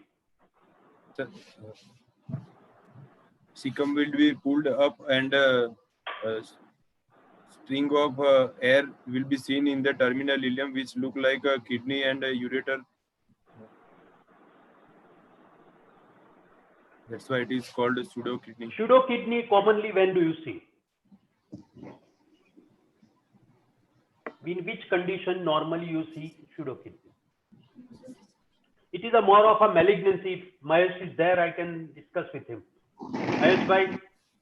No, it's also seen in ileocecal tuberculosis because of fibrosis. The cecum gets pulled up towards the right hepatic flexure, then it gives this sign also. So it's seen in tuberculosis also. It is a fibrosis with gas inside giving appearance like a callisis. That's the point with it. Yeah. So you should keep that thing in mind. Okay. Sir, somebody is asking why not CT first and why colonoscopy first? Probal sir. Yes. This is absolutely if you have suspect a luminal pathology, the first investigation that you have to do is a colonoscopy. In fact, I would probably not do a CT scan at all in this case. If I get a colonoscopy, I get ulcers, I get into the terminal ileum with a good colonoscopist, I can take a biopsy, and if it is tuberculosis, go and operate straight away. I will not need a CT scan and waste the patient's money here, right? So CT scan in this case. I agree with Dr. Neogi. Colonoscopy will be done earlier. First investigation. So whoever is asking the question, please make it a point that colonoscopy is the investigation if you have any suspecting any luminal pathology. All right. So that is it. Yes, that is an additional question, sir. If there is a subacute obstruction, still you will go for a colonoscopy. Yes, why not? Why not? Why? What is the problem in that? You cannot do a capsule endoscopy in that, but you can always do a colonoscopy. Or if suppose the patient does not want an invasive procedure, you can go for a CT cologram if you want to do it. Right? I think, Dr. Neogi, this patient, the person who's asking the question wants how will you prepare the bowel for colonoscopy if the patient is obstructed? Yes, madam. That was the question. Yes, madam. But this patient is not obstructed. He's he's eating normally, passing normal stool, no diarrhea, no constipation, nothing. So you can easily prepare him for colonoscopy and go ahead and do a colonoscopy and take a biopsy, which will give you clinch whether it is malignancy or tuberculosis, whatever it is will come back. And this will not precipitate acute obstruction as has been asked. Yes. No, it is not acute obstruction, definitely. Okay. So suppose yes. Yes, Dr. Priyadarshan. Yeah, suppose this patient is in obstruction, meaning subacute obstruction. Suppose now patient is passing flatus to fine, but suppose after let's say a few weeks, patient comes back and has subacute obstruction. Would you still do a colonoscopy, or would your management will differ? Prithvi. Sir, if it is a any other investigation, subacute or acute, sir. And you are fearing that patient might go into obstruction, after cleansing. Sir, he is asking whether it is subacute or acute. Prithvi is asking you subacute. Sir, then I will go for colonoscopy because if it is subacute, then colon must be relatively empty and that much of stool we can clean during colonoscopy also. And What are the problems of doing a colonoscopy in subacute obstruction apart from converting the patient into complete obstruction? You can perforate a colon, right? yes, sir. In that case, So- can you do any other investigation? That's what. You can just do a diagnostic lab. Diagnostic If- laparoscopy, sir. It's a very simple procedure, and I mean, obviously you have to do an open technique, not the blind technique, but that's one of because the patient may have miliary tuberculosis. You can just take biopsies, you can take aspiration of the ascitic fluid and send for ADA, and then go ahead with the treatment. So that's a very simple investigation. I mean, therapeutic as well as diagnostic investigation. You should remember. I mean, Dalvi sir, are you there? I would like your Yeah, I opinion. saw him. Yeah, he was there. I saw him, sir. Dalvi sir. I'm very much there. I'm listening. Okay. Yeah, agree, so sir. you- I think Yeah, yes, sir. point well taken, Dr. Priyadarshan. right? Point well taken. Yeah. Okay. Okay. Right, sir. So one more question, sir. On ultrasound, suppose the patient has ascites. This patient doesn't have ascites, fine, but patient has significant ascites. Would his treatment differ? Meaning, would you still go ahead for surgery or would you change your line of management? Because it's common to have ascites in abdominal cox. Sir, if it is not an acute condition, then we have to control the No. ascites first. Acute condition, no, nothing. Abdomen is soft. Like this patient, only added finding is ascites. What would you do? Sir, I would like to Still do the colonoscopy? diagnostic tapping Correct, of the correct. ascitic Yeah. fluid. Yes. Very good. And do you send for expect? ADA. Send the fluid for ADA level and routine Yes. micrology. Because that What has will got a you- good sensitivity. What will you ask for in the ascitic fluid diagnostic test? Sir, for a protein level, we then cell type of cell present, sugar level. What is How is that? the protein Is level it important? transudate or an exudate? Yes, that's Madam, it will be exudative and protein will be more than 2.5. Sugar will be less than 30. SAG ratio SAG. will be less than 1.1. Yes. And you And can also numerous lymphocyte, more than 4,000 lymphocyte will be present. Yes, yes. and you can What also will be the do color? ADA can be done in the ADA, ascitic fluids also. Yes, madam, I think- ADA will be more than 55 international unit per ml if That it is is a more- tuberculosis. Even serum ADA and ascitic ADA, I mean, both are important. Okay. Will you look Yes. for cells? Gunwan bhai, your question was not audible. Yes. Will you look for malignant cells? Yes, sir. I will also look for malignant cell.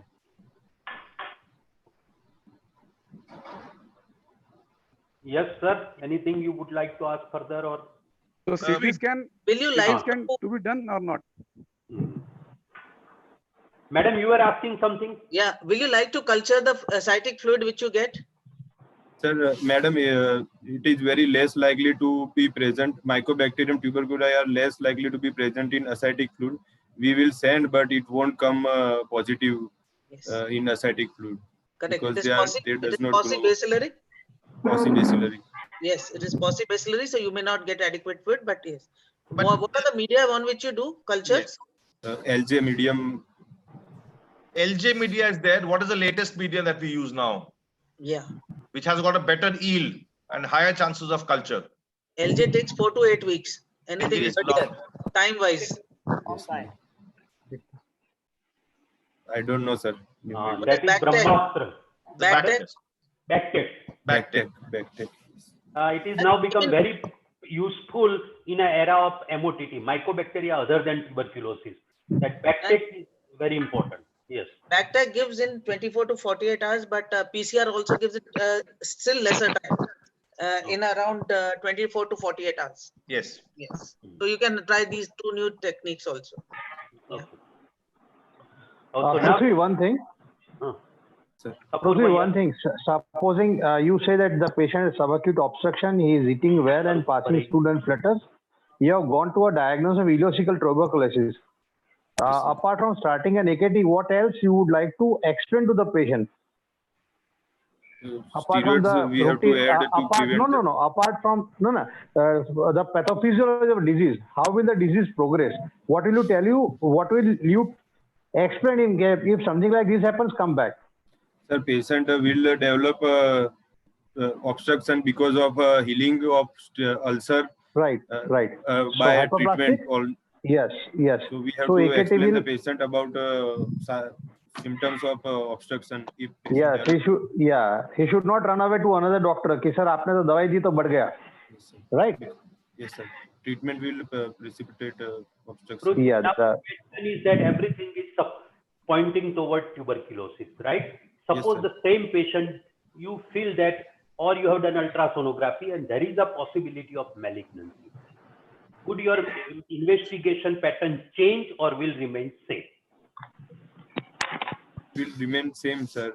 Colonoscopy will take the biopsy from the lesion and it will differentiate between tubercular and malignant lesion. So now if the biopsy comes out as malignant, what investigation will you do now? Yes. We have to go for a contrast enhanced CT scan, abdomen, pelvis to see the lymph node status and surrounding invasion. Surrounding invasion. What are the invasion things that you want to see on surrounding invasion? First of all, there is a full thickness invasion is there or not, and epicolic lymph node are involved or not. No, don't change it. We are talking of surrounding invasion. One is fine, full thickness, epicolic. What else? Say 1, 2, 3, 4. This is a lump in right iliac fossa. Psoas muscle invasion. Anything else which comes? Anything before psoas. Before psoas, something else will come. Ureter.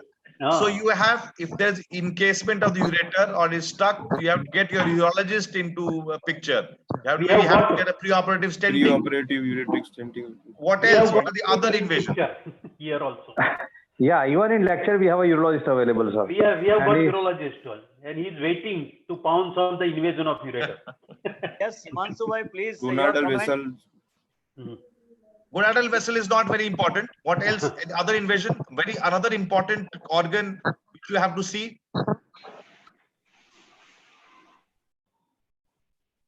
Which other organ come on right side nearby? Liver. अरे भैया हेमिकोलेक्टमी देखा है क्या? When we do right hemicolectomy, have you seen a right hemicolectomy being done? Yes, sir. Which is the organ which comes, a hollow tubular organ which comes very near and can be invaded apart from the ureter and part of the tract. And some yellow thing comes out if you cut it. You have to protect that organ while doing hemicolectomy. Tell us now. Besides ureter and gonadal vessels, the third thing which you protect. Is blank now. It comes near the pancreas. आता है, बोलो. पृथ्वी. के बाद क्या आता है? पृथ्वी. Duodenum. Duodenum we have to say. Madam, this is the classical feature of exam fear. You should be wary of that because I know him. He is much better than what he is talking just now. But that is because of the stress and exam fear. And that's why he was very reluctant to present this case. I made him to present because his knowledge is good, but he has a real problem of fear. So that is why for a PG, this is also important point because knowing is not important. Presenting and let the other people convince is equally important. Gurunzai, will you agree with me or not? Yes, Prithvi, you know everything, but you have to keep your calm and try to answer to the best of the ability. So, Prithvi, you are knowing that duodenum is there, kidney is there, ureter is there. That's what all the examiners are asking. So don't worry, you are doing well. Yes, Mahesh bhai, you want to ask something? Mahesh, I think. Yes, please. Yes. So once you are suspecting a malignancy of the cecum, the minimum CT scan required will be of the thorax and abdomen. It can't be only abdomen. Yes, sir. You have to do a thoracic CT scan along with the abdominal CT scan. You have to see both of it. Dr. Prithvi? Secondly, Sorry. Yes, madam. Madam, No, please. sorry, let Dr. Mahesh finish. Yes, Mahesh, you want to? secondly, the involvement of duodenum is seen commonly with a hepatic flexure mass. A cecal mass usually will never involve the duodenum. It is a hepatic flexure mass which most probably will involve the duodenum.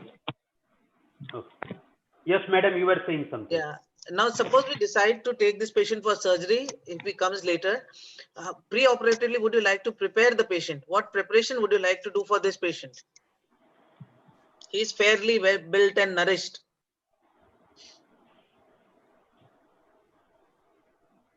Serum albumin level we have to check. Yeah. And preoperative ureteric stenting we have to do. If required, not always. It is not always, yes. No? If anemic? Anemic blood product we have to keep ready. And correction of anemia.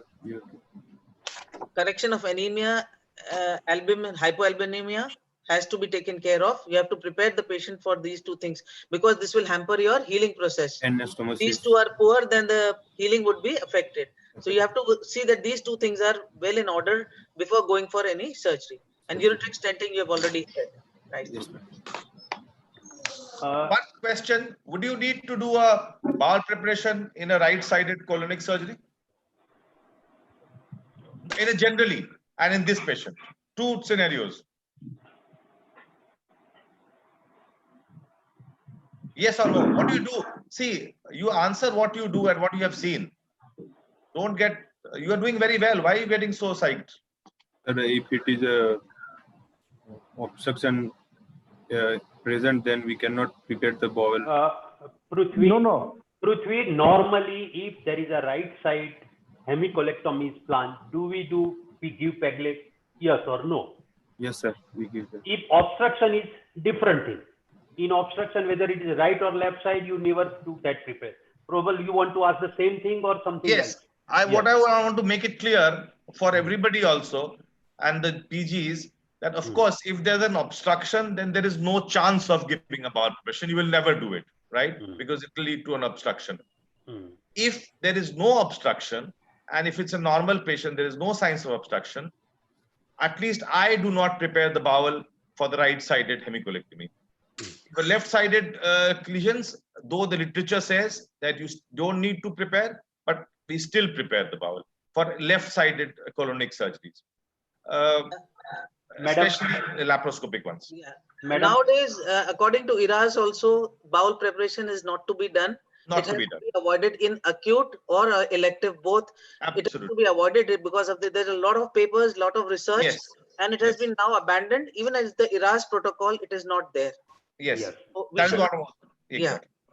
Definitely not for right-sided lesion. Left-sided, some people are doing it, sir. Ma'am, at least I am doing it even for laparoscopic left-sided dissections because there is a lot of difficulty in handling the bowel. So we do it, but otherwise it is not by literature-wise it is not required. Okay, Mahesh.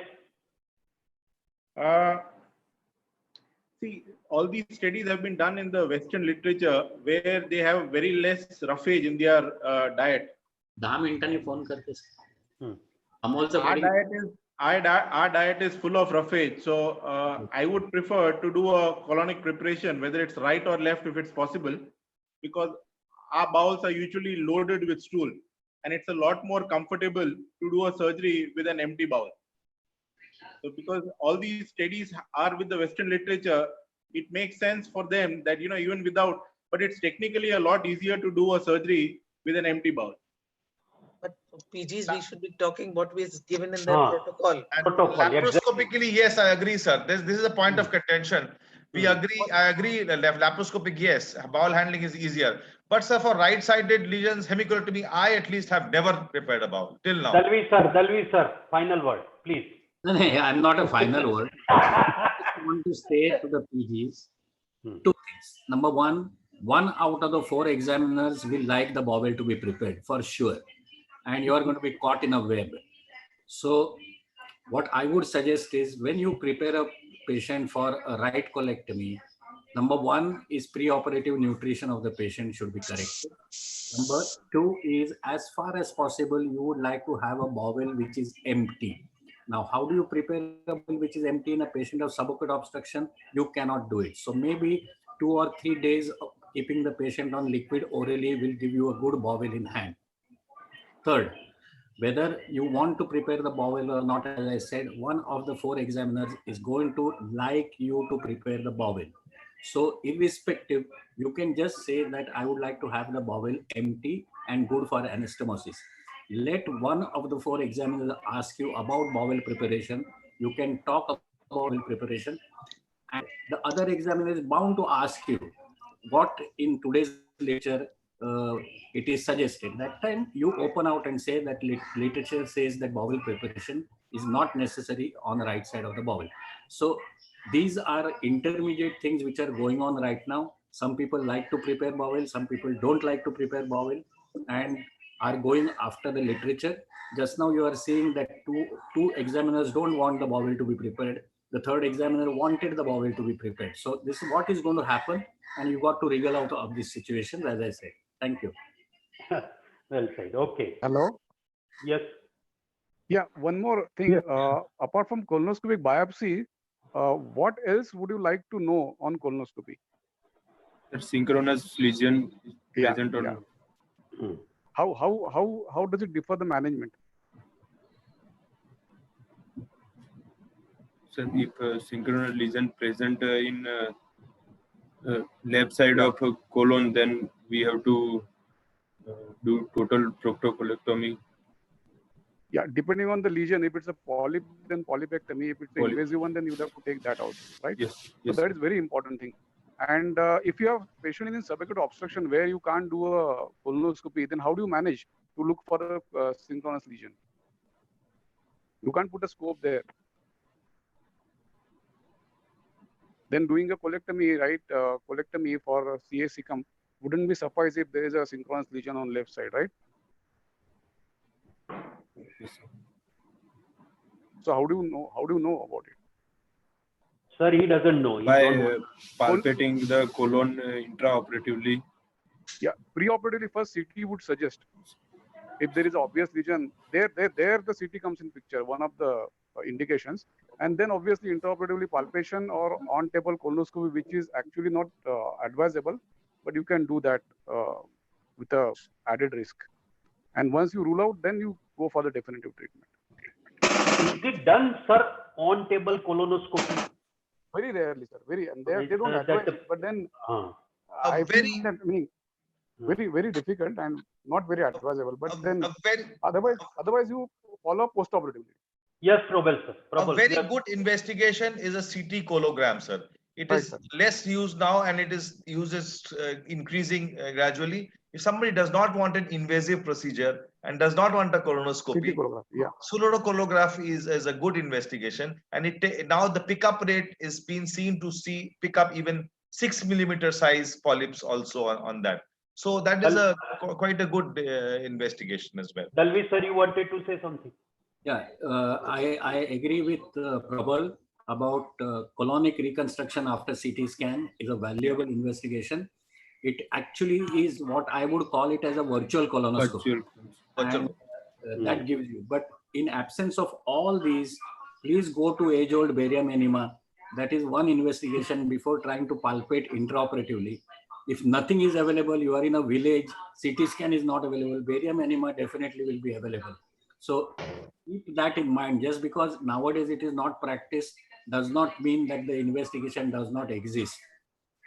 That can form definitely a part of your investigation if you want to be sure about synchronous lesions. One question. I'm particularly telling this right now to all the PGs because I was examiner right now for DNB, and there was one OSCE question where they had put up a intravenous urogram. Most of the people sitting for the examination had not ever seen an intravenous urogram in their life. And each one of the 30 have made a mess out of that question, which was written on the face of the intravenous urogram. What was Prabal smiling? I think, were you the examiner, Prabal? Yes. It is a classical case of a retrocaval ureter which was there. Yeah. But today's term, CT scan would have shown the cava, shown the ureter, and the answer was there. In our time, it was not there. So age-old barium enema can still be done as an investigation if things are not available. Okay, sir. Right. We are talking about the age-old things. Let us talk about the latest endoscopic methods, advancements in colonoscopy, which can be done for picking up early lesions. Have you read about it? I think. Prithvi? No, sir. Have you heard about chromoendoscopy? Have you heard about narrowband imaging? Yes, sir. So you should know all these also, right? Chromoendoscopy, you should know about them. What is narrowband imaging? Anybody, any of the PGs? I think they will not, they will be muted, sir. It is difficult for, is in this platform, it becomes very difficult. They can write down in chat. That is the only thing. Let us wait for them to write down. No, but they should go through the book, textbook, and Yes, read sir. about it. They Yes, should know sir. what is the latest things. They can Yes. go and read it at home. Exactly. Actually, before 3 days only, we had a discuss with gastroenterologist on this platform, and he very clearly shown, I think Prithvi has forgotten, he has clearly shown what is chromo and even narrowband. And the newer technique of excision, so we'll not go in that for a small polyps and that, because they have shown a two types of that things, but we'll not go in there. But the PG students of surgery should know that also and read that. Use of snare, and that is a very important point. I So think. Prithvi, if you're, we'll come to the management. If it is Yeah, tuberculosis, how will you manage? And if it is malignancy, how will you manage? How will your surgery differ? Or it will be the same? Madam, If it is tuberculosis, tuberculosis, we will stay near the bowel, and if it is a malignancy, our plane of dissection will be more towards the base of the mesentery to include the maximum number of lymph node, which is minimum required number is 12. And the length of the bowel? 5 centimeter margin clearance from the mass. what do you call when you stay close to the intestine? This resection is called as? What do you call it? Limited resection. Yes. Okay. Limited resection, quarter colectomy, whatever. So limited resection you would do for tuberculosis. Tuberculosis. And for malignancy? What do you call it?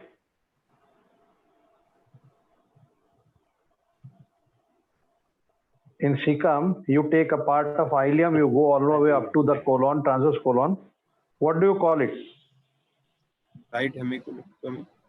What type of hemicolectomy? Right? Okay, hemicolectomy is fine. Or you can go for right radical hemicom. Right, radical hemicom. So what is the total part you excise in right hemicolectomy? In a classical hemicolectomy? Yes. Could you take us through a classical hemicolectomy? Sorry, sir. Could you take us the steps for a classical hemicolectomy? We are talking about right hemicolectomy. How do you do and how much do you remove? I have opened the abdomen for you. I have opened the abdomen for you after this. Yes, go on. Correct. Then? Yes. After that, first we have to do the examination, correct? Examination of the bowel and liver we have to check Very whether good. there is a metastatic lesion is there or not. Then we have to first mobilize the cecum and see the white line for the cattle breast maneuver, and we have to elevate the ascending colon to take with taking care of not to elevate the retroperitoneal structure like ascending ureter and gonadal vessel with heat. Okay, then how much do you go? Then we will go to the near the hepatic flexor. We have to preserve the duodenum, celu. Okay, how will you elevate the transverse colon? By opening the gastrocolic ligament, by opening the lesser sac, we separate the transverse colon from the stomach. What vessels you like it then? First, we ligate the ileocholic artery near ileocecal junction. Vessel, both. Both, right. Artery and vein. Okay, then go up. What else will you ligate? Then we will ligate right colic vessel, and then if it is a right hemicolectomy, then we will ligate right branch of middle colic, and if it is extended, then we will ligate the entire middle colic artery. Prithvi? Very good. Hello, Prithvi? Yes, sir. Yes. Just one question. This is classically for CA cecum, right? So in CA cecum, Prithvi, why you want to resect the hepatic flexure? Is it for margin or is it for something else? The pathology at the cecum, why you want to resect the hepatic flexure for that? You got my question? Yes, sir. Yeah. So why go so distally? Meaning, why to compromise the entire ascending colon, hepatic flexure, right part of the transverse hepatic colon? flexure and splenic flexure are both watershed area of colon where we should forget about why you are using splenic flexure. There is nowhere in discussion there is splenic flexure. Stick to hepatic flexure. Forget about splenic flexure. Yes. Splenic is preserved, right? So why you want to take that hepatic flexure along with the specimen? And for that matter, why terminal ileum also? They are not involved in the cecal malignancy. You already answered this. We have ligated the vessel. Yeah, correct. Yes, you got it. Which are supplying these structures. Correct. Yes, that you should good. Now, how would you like to maintain your continuity? What type of anastomosis we will do between the terminal ileum and transverse colon? Transverse colon. Madam, we can do both. If it is malignancy, then there is no advantage. You're doing malignancy only, Yeah, we are operating with this. Yes, madam. Then both Hands-on and staple anastomosis both are equal. If we are doing Hands-on, then 4-layer anastomosis will be done. What will you do for the inequality of the size? End to end. Yes. End-to-end anastomosis. Yes, sorry. A minute. Wait. Yes, madam, you are asking something. What type of anastomosis you will do? End to end, end to side, or side to side, and why? Why would you like to choose any of these three?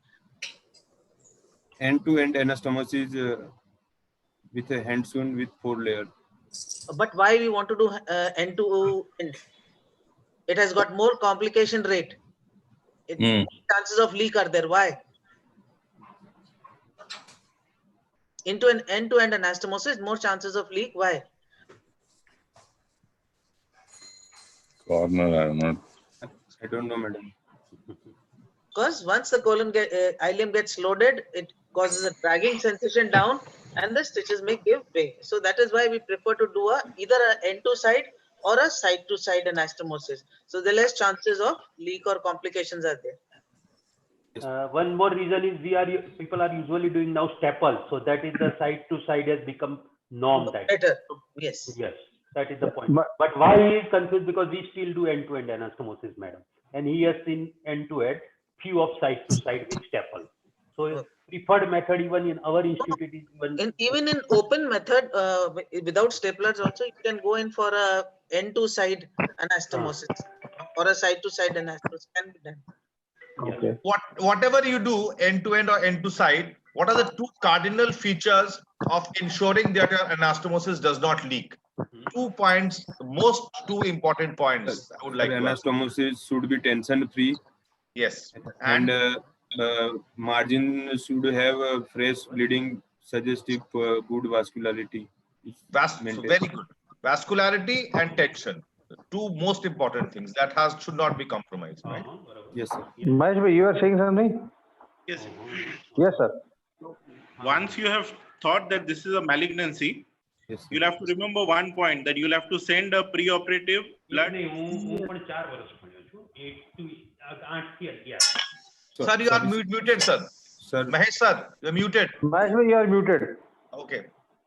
So you have to send a blood CEA level before surgery. Yes, sir. Because after surgery, it has got no meaning. You would want to do it before. For the follow-up of the patient. Correct. Very good. Secondly, the only diagnosis which can change the management in such a scenario is a lymphoma. Yes. If it is a case of tuberculosis or malignancy, you will still end up doing a surgery. But if it turns out to be a lymphoma, you may be able to avoid a surgery.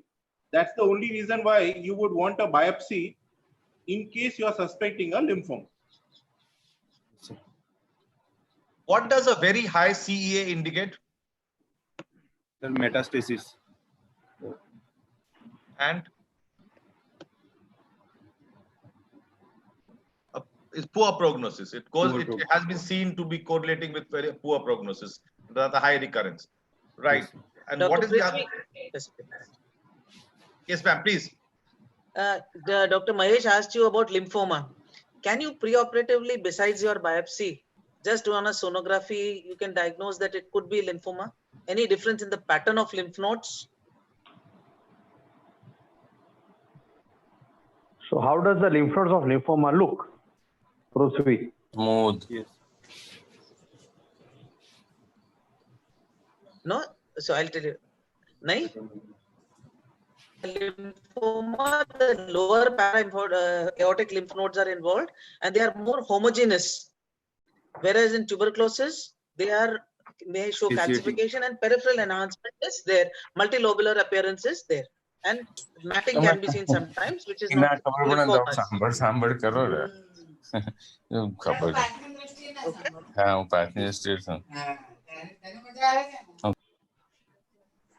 Yeah, Dr. Mahesh, you can continue. You are asking about lymphoma. Yeah.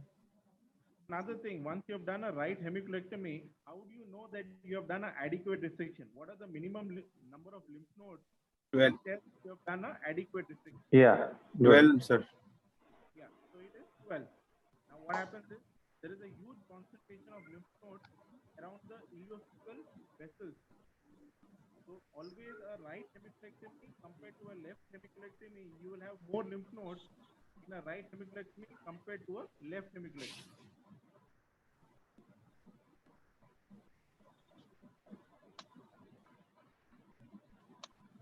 Sir.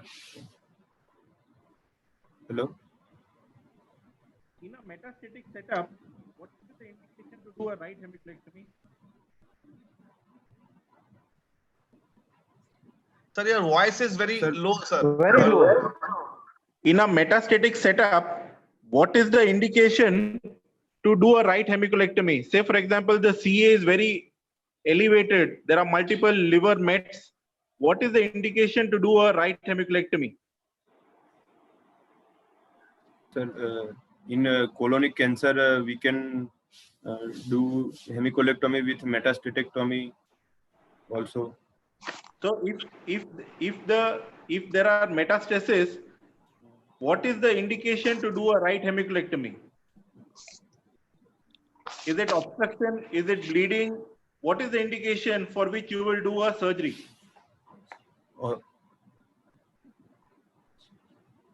If it is left-sided, then obstruction, and it is right-sided, then it is bleeding, sir.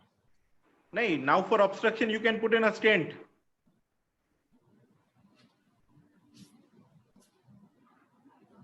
So is there an advantage decrease of the doing tumor a burden? surgery? So my question is there any advantage of doing a surgery in a metastatic setup? Yes, sir. There is an advantage in doing hemicolectomy with metastasis. We can decrease the tumor burden. We can do metastatectomy, and we can give adjuvant chemotherapy in that patient also. No, you're not getting my point. In a metastatic setup, which is non-curative, it is not for cure. You can't remove everything. So to maintain this normal patency of the bowel, we have to. So for that, you can put in a stent. So what is the indication in a metastatic setup? You're not giving any more survival by doing a surgery. So what is the indication? So what is that which chemotherapy can't take care of? I think, sir, you tell, If it please. is, sir, a very high grade tumor, which will not respond to chemotherapy. No, so this thing is something to understand, that there is no survival advantage of doing a palliative surgery. The only reason why you do a palliative surgery is in case of anemia. Secondly, in case you don't have an endoscopist who can stent the patient. So only for these two indications you do a surgery. Otherwise, surgery has got no survival advantage in a metastatic setup which cannot be cured. Yes, sir. What is the metastatic status in the liver which can be cured? Sir, up to 5, if we remove the all metastatic tumor from liver, the 25% of a functional liver should be there at the end of liver resection. Till then, we can do metastatectomy in liver.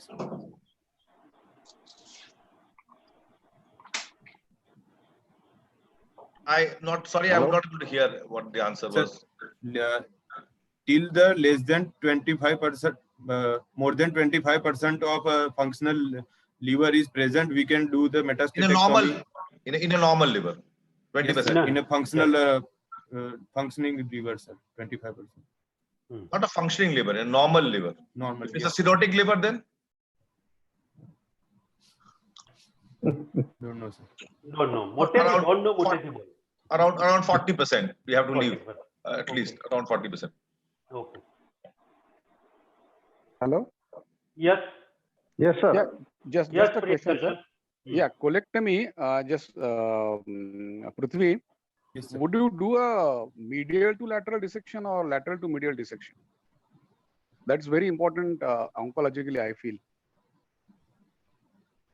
You heard of medial to lateral colectomy? Medial to lateral. Where you take vessels first, don't go on dissecting and, from the lateral attachments.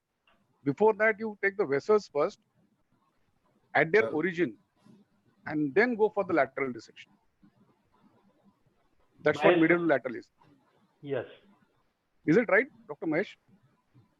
So whenever we do laparoscopy, we usually follow the medial to lateral part. Yeah. And when we do an open surgery, it's usually lateral to medial. Exactly.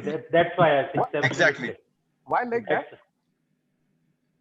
In laparoscopy, it is easy to ligate the vessel first, and by that we ligate the main trunk first, so the field will be blood free, and we can do easily laparoscopic surgery.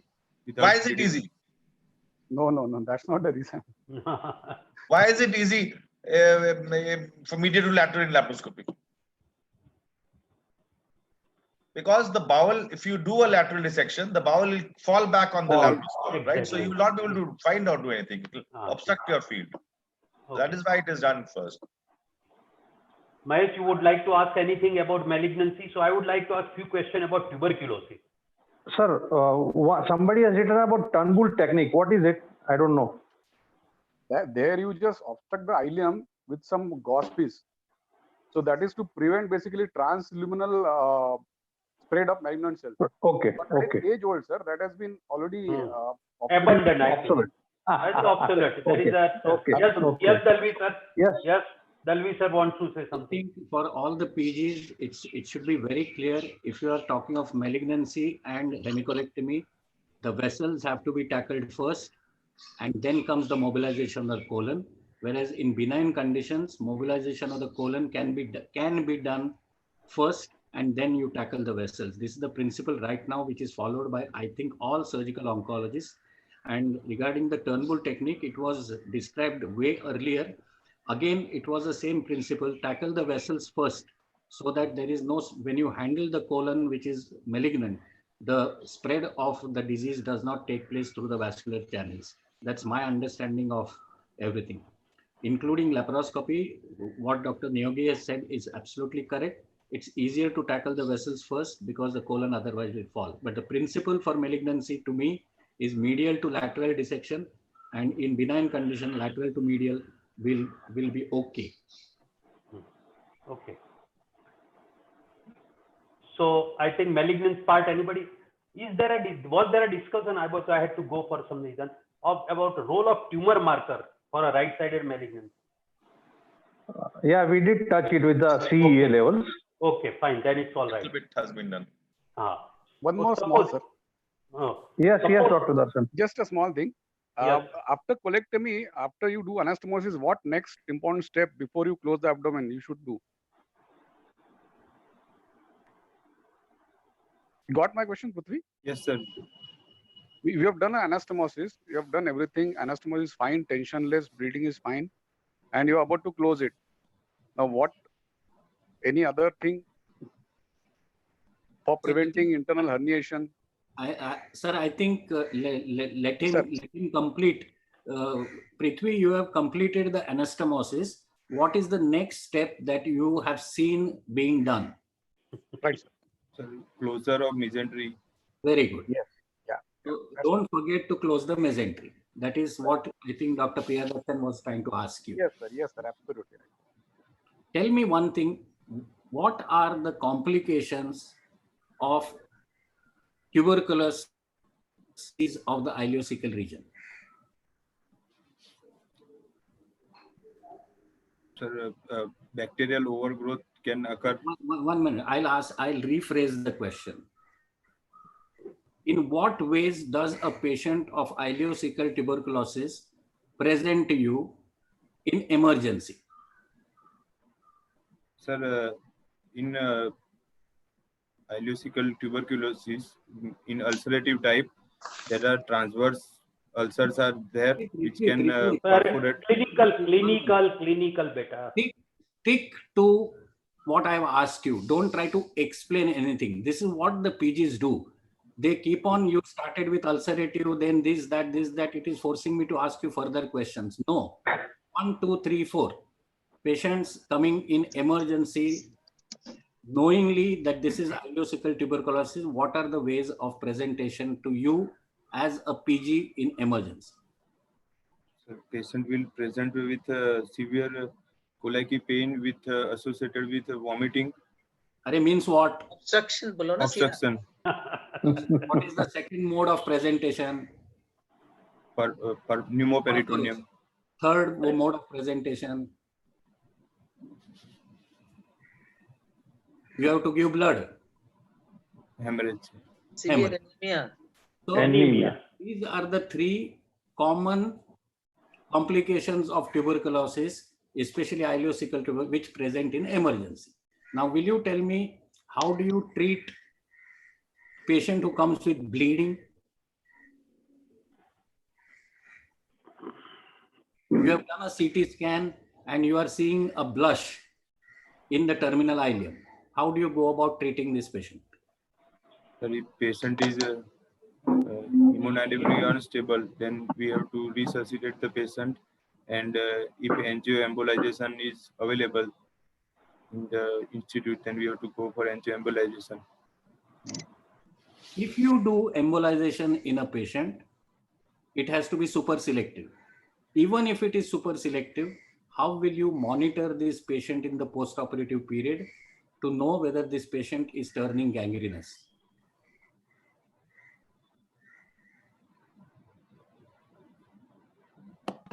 Ward में क्या देखेगा? Sir, per abdomen. per abdomen. Very good. Very good. Ward में काम किया है आपने?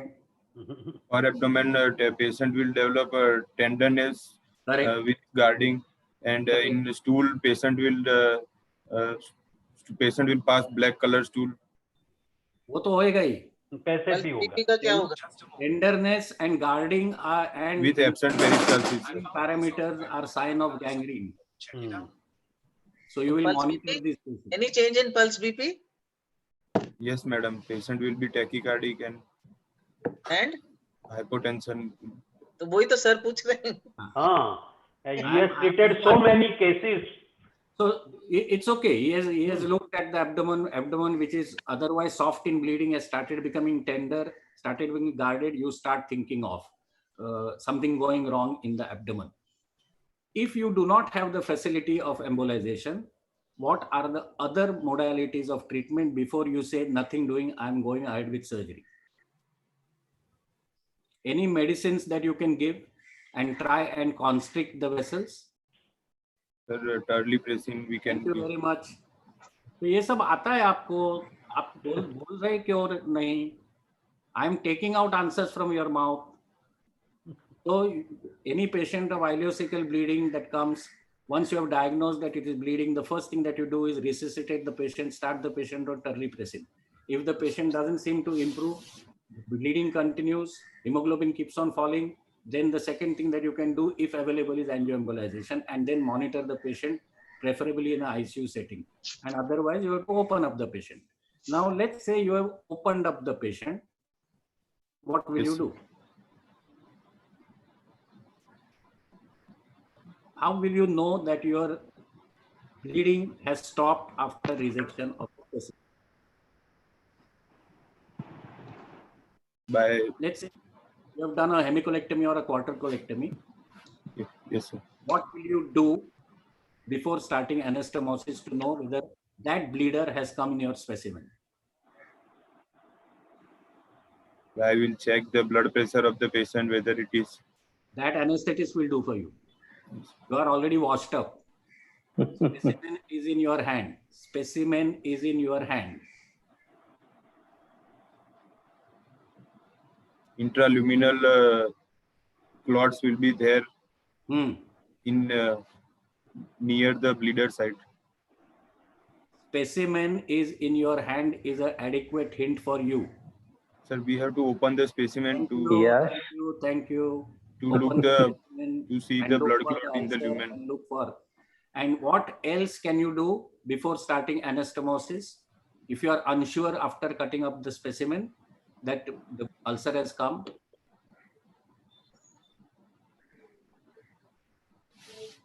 see, the entire terminal ileum will be full of blood. So you have resected. Decompress. You open the proximal clamp, decompress the bowel, and look for any active bleed. Reaccumulation. These are the two things which are very important when you resect a specimen for bleeding. Okay? Okay, others can take over, please. We also, sir, in these cases, sir, we also do a on-table endoscopy, sir. Scopy, Get the thing, we check it with a put an endoscope through that open. Navol, तुम इलाहाबाद में बहुत अमीर हो गया. We do an endoscopy. I would like to ask you, what are the various ways in abdominal tuberculosis presents? Let us finish off with TB also. Abdominal TB. What are the various ways of presentation of an abdominal tuberculosis? Like presentation कहाँ होता है और क्या होता है abdominal TB में? Sir, it could be peritoneal tuberculosis, intestinal tuberculosis, or lymph node tuberculosis. In intestinal tuberculosis, it will be two types, ulcerative or hypertrophic. In peritoneal type, it will be dry, in that sclerosing and encapsulating peritonitis, means cocoon formation will occur. And in the wet type of intractable ascites will develop with sometime loculated ascites, or cold abscess can also develop in that interbowel collection, and in mesenteric lymph node tuberculosis. Necrosis, and anywhere else? Other places in abdomen. Yes, and gastroduodenal junction also can. That is GI. Abdomen is a wider subject. Genitourinary. Yes. Tuberculosis. What else? You can also have pancreas, solid organ tuberculosis. Like liver and spleen also has been. Often you can get a liver hepatic tuberculosis.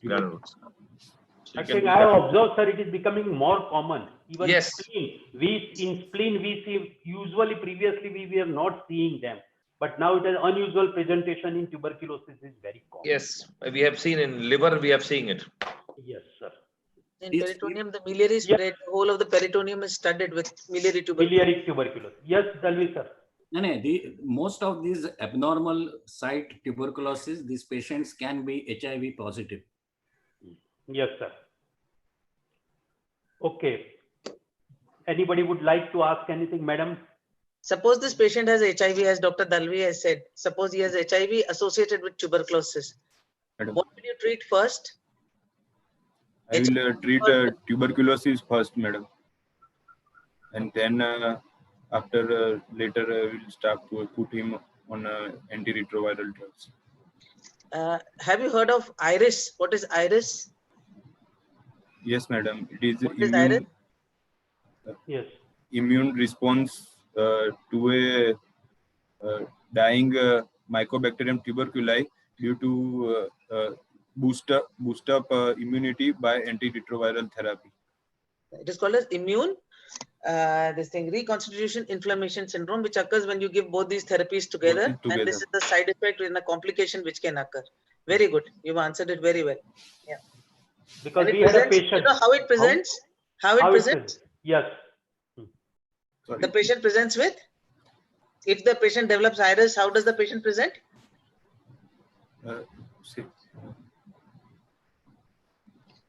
Fever. Like, yes. anaphylaxis.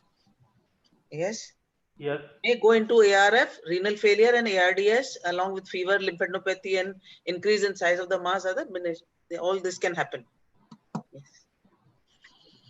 Very good. Hello. So I think yes, Mahesh. Yes, Mahesh, you are asking. No, Priyadarshan sir. Priyadarshan. Yeah, Mahesh, I will come to you later, Mahesh, please. One more thing in tuberculosis and HIV, rifampicin resistance is seen.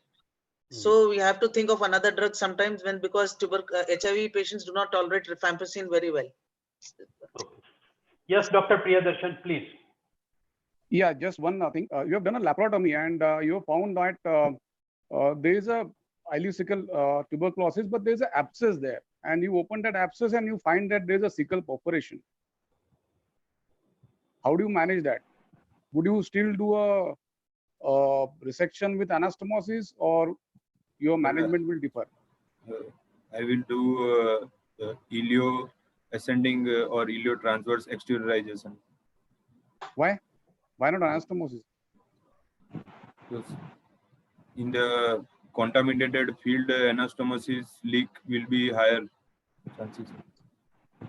So I feel you should answer like this: a patient, if hemodynamic is stable, that is one thing, and if there is no extensive extensive peritonitis, these two things are important: hemodynamic stability and extent of peritonitis. That will decide whether you do a primary anastomosis or would you just do a diversion of. Sir, if it is a localized peritonitis, then I will do a resection with anastomosis. If it is generalized peritonitis, then I will do iliotransverse side-to-side anastomosis. Why? No. Again, that will perform one more suture line, right? So you want to avoid suture line. You don't want to put additional suture line. So just do a stoma, right? Yes, sir. In that I will do stoma. If patient is hemodynamically unstable, in that case we do iliotransverse anastomosis without any resection to minimize the duration of surgery. Extravasation. He means to say extravasation. Mahesh, you were asking something. Mahesh. So when you have done the resection, specimen you can see, and a specimen of tuberculosis, how do you send this specimen?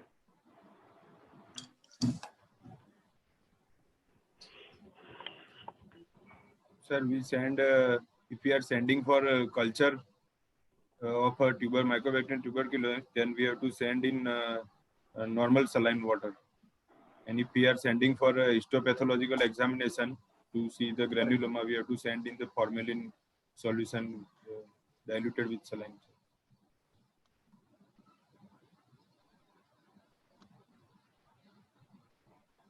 Hello. Can I ask one? Prithvi? Yes, sir.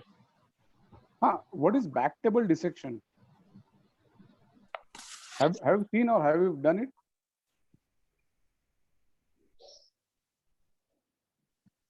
Got the question? Yes, sir. Back table dissection. Yeah. What is it? Is it important? Is it not important? I don't know, sir. What is back table? He doesn't know, sir. Please reply. Right. So what you do is, especially for the malignant cases, you do the after removal of the specimen, you sit on a back table and actually dissect the specimen properly from oncology point of view. You have to take stitches for the margins, circumferential margin, or you have to isolate the nodes, particular nodes in different bottles, and then send to the pathologist. Pathologists wouldn't know what are the nodes. So you would do the dissection for pathologist and send the specimen properly labeled and properly all the nodes segregated in separate bottles, and then you send the specimen like that. So that would add to the value of the specimen. That's what I feel. That's called as back table dissection. Yes, sir. That is very important. That is not generally done, but that is very important. Mahesh, your question was answered properly? Dr. Mahesh would throw light on that, sir. Probably. Mahesh, your question was answered properly? Okay. Okay. Because I mean, in the history, it was like the patient was already on treatment. So there can be two possibilities that, he already had ileocecal tuberculosis and he's in the healing phase. So because of the healing part, he has undergone a stricture. Yeah. Yes, sir. So right. That is the most likely. Can I take a post-operative scenario here? You've done a hemicolectomy. On day 5, your house surgeon comes and says that there is some fecal matter. About 100 ml fecal matter has come out from the drain. Patient is hemodynamically stable. What will you do? Sir, I will wait and watch and do conservative management by maintaining hydration, electrolyte, and nutrition. And I will look for the output and if it is less than 200 per day, and I will call it a low output fistula and wait for 6 weeks. Patient is going into sepsis on day 7. Now what? I will start a higher antibiotic. What is the definition of sepsis, by the way?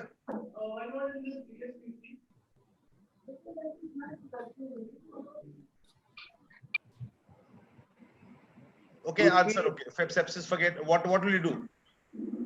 Sir, I will put patient on a higher antibiotic, and if still he does not respond to antibiotic also, then we have to explore the patient and do the exteriorization of the anastomosis.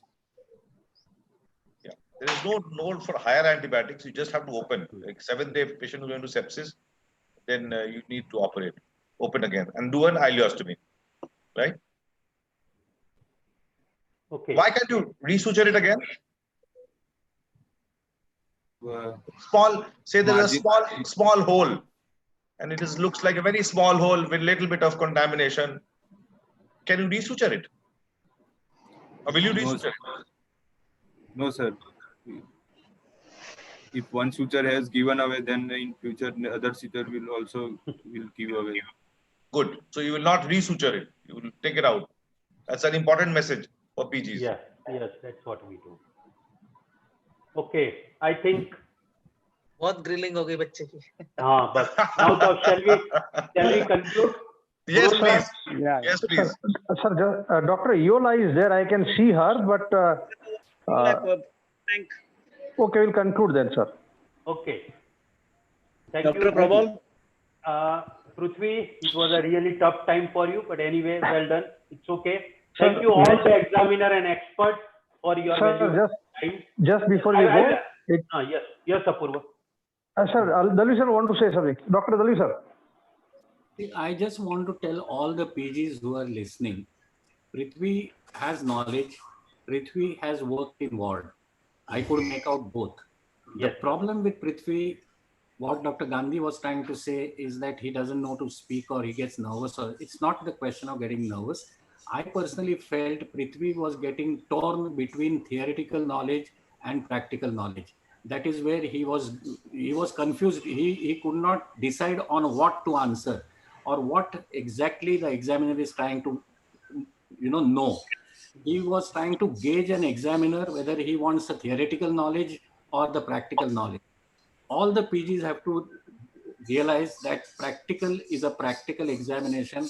Every examiner will first try and see whether you have worked in the ward and then take you to a theoretical knowledge.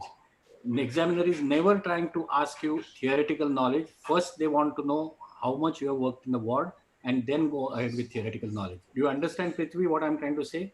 Yes, sir. Yeah. So compartmentalize yourself on that, answer to the point, and let the examiner then start asking you reasons behind your answer. What was happening is I asked you complications, you are telling me ulcerative form and why that ulcer occurs. I don't want to know that. I want to only know whether the ulcer is going to perforate, obstruct, simple. So simple questions, simple answers. Complicated questions, try and make answers simple. That's the trick of appearing for practical examination. This is for all PGs. I've been observing. They get torn between theory and practicals. Thank you. Point well taken, sir. Madam, would you like to say anything? No, he has performed very well. He has performed well in spite of all of us asking him so many examiners. He has done very well. That's the whole idea. That's whole idea that people should realize that it is a tough time out there. Thank you. Thank you. Prabal, just one more point. Yes. We have been putting up the YouTube link in the chat. Anybody wants? At present also around 150 students are seeing this on Zoom, as well as 30 to 40 people are watching it on the YouTube. Thank you all for this. Sir, next time we are taking up epigastric hernia, epigastric lump, which should be presented by a boy from Baroda, SSG Hospital, Baroda. Dr. Dilip Choksi will be mentor. He will be coordinating it. Dr. Choksi, sir, are you there? So it will be confirming that. I think he was there. Dr. Choksi? I think he was there. Okay. Yeah. Madam Prabal, thank you very much. Yes, sir, I am present. We will share it. I am present. Yes, sir. So next time your boy will be presenting the epigastric mass and sure. Definitely, I will be there. Right. Okay. Thank you, everybody. Thank you, sir. Thank you, ma'am. Thank you very much. Thank you for inviting, and it was a very pleasant experience. And he did very well, despite us examiners tearing apart. Okay. Yes, Dalvi sir, you would like to say something? Dr. Dalvi sir, or no, I have already said what I had to say. Sir. So I saw your hand. That's why I was a little confused. No, I was trying to wave out. Okay, thank you, sir. Okay, thank you, everybody. Okay, bye, sir. Thank you, sir. Bye. Gurwan bhai, thank you very much. Thank you. Thank you, sir. Thank you, sir. Okay.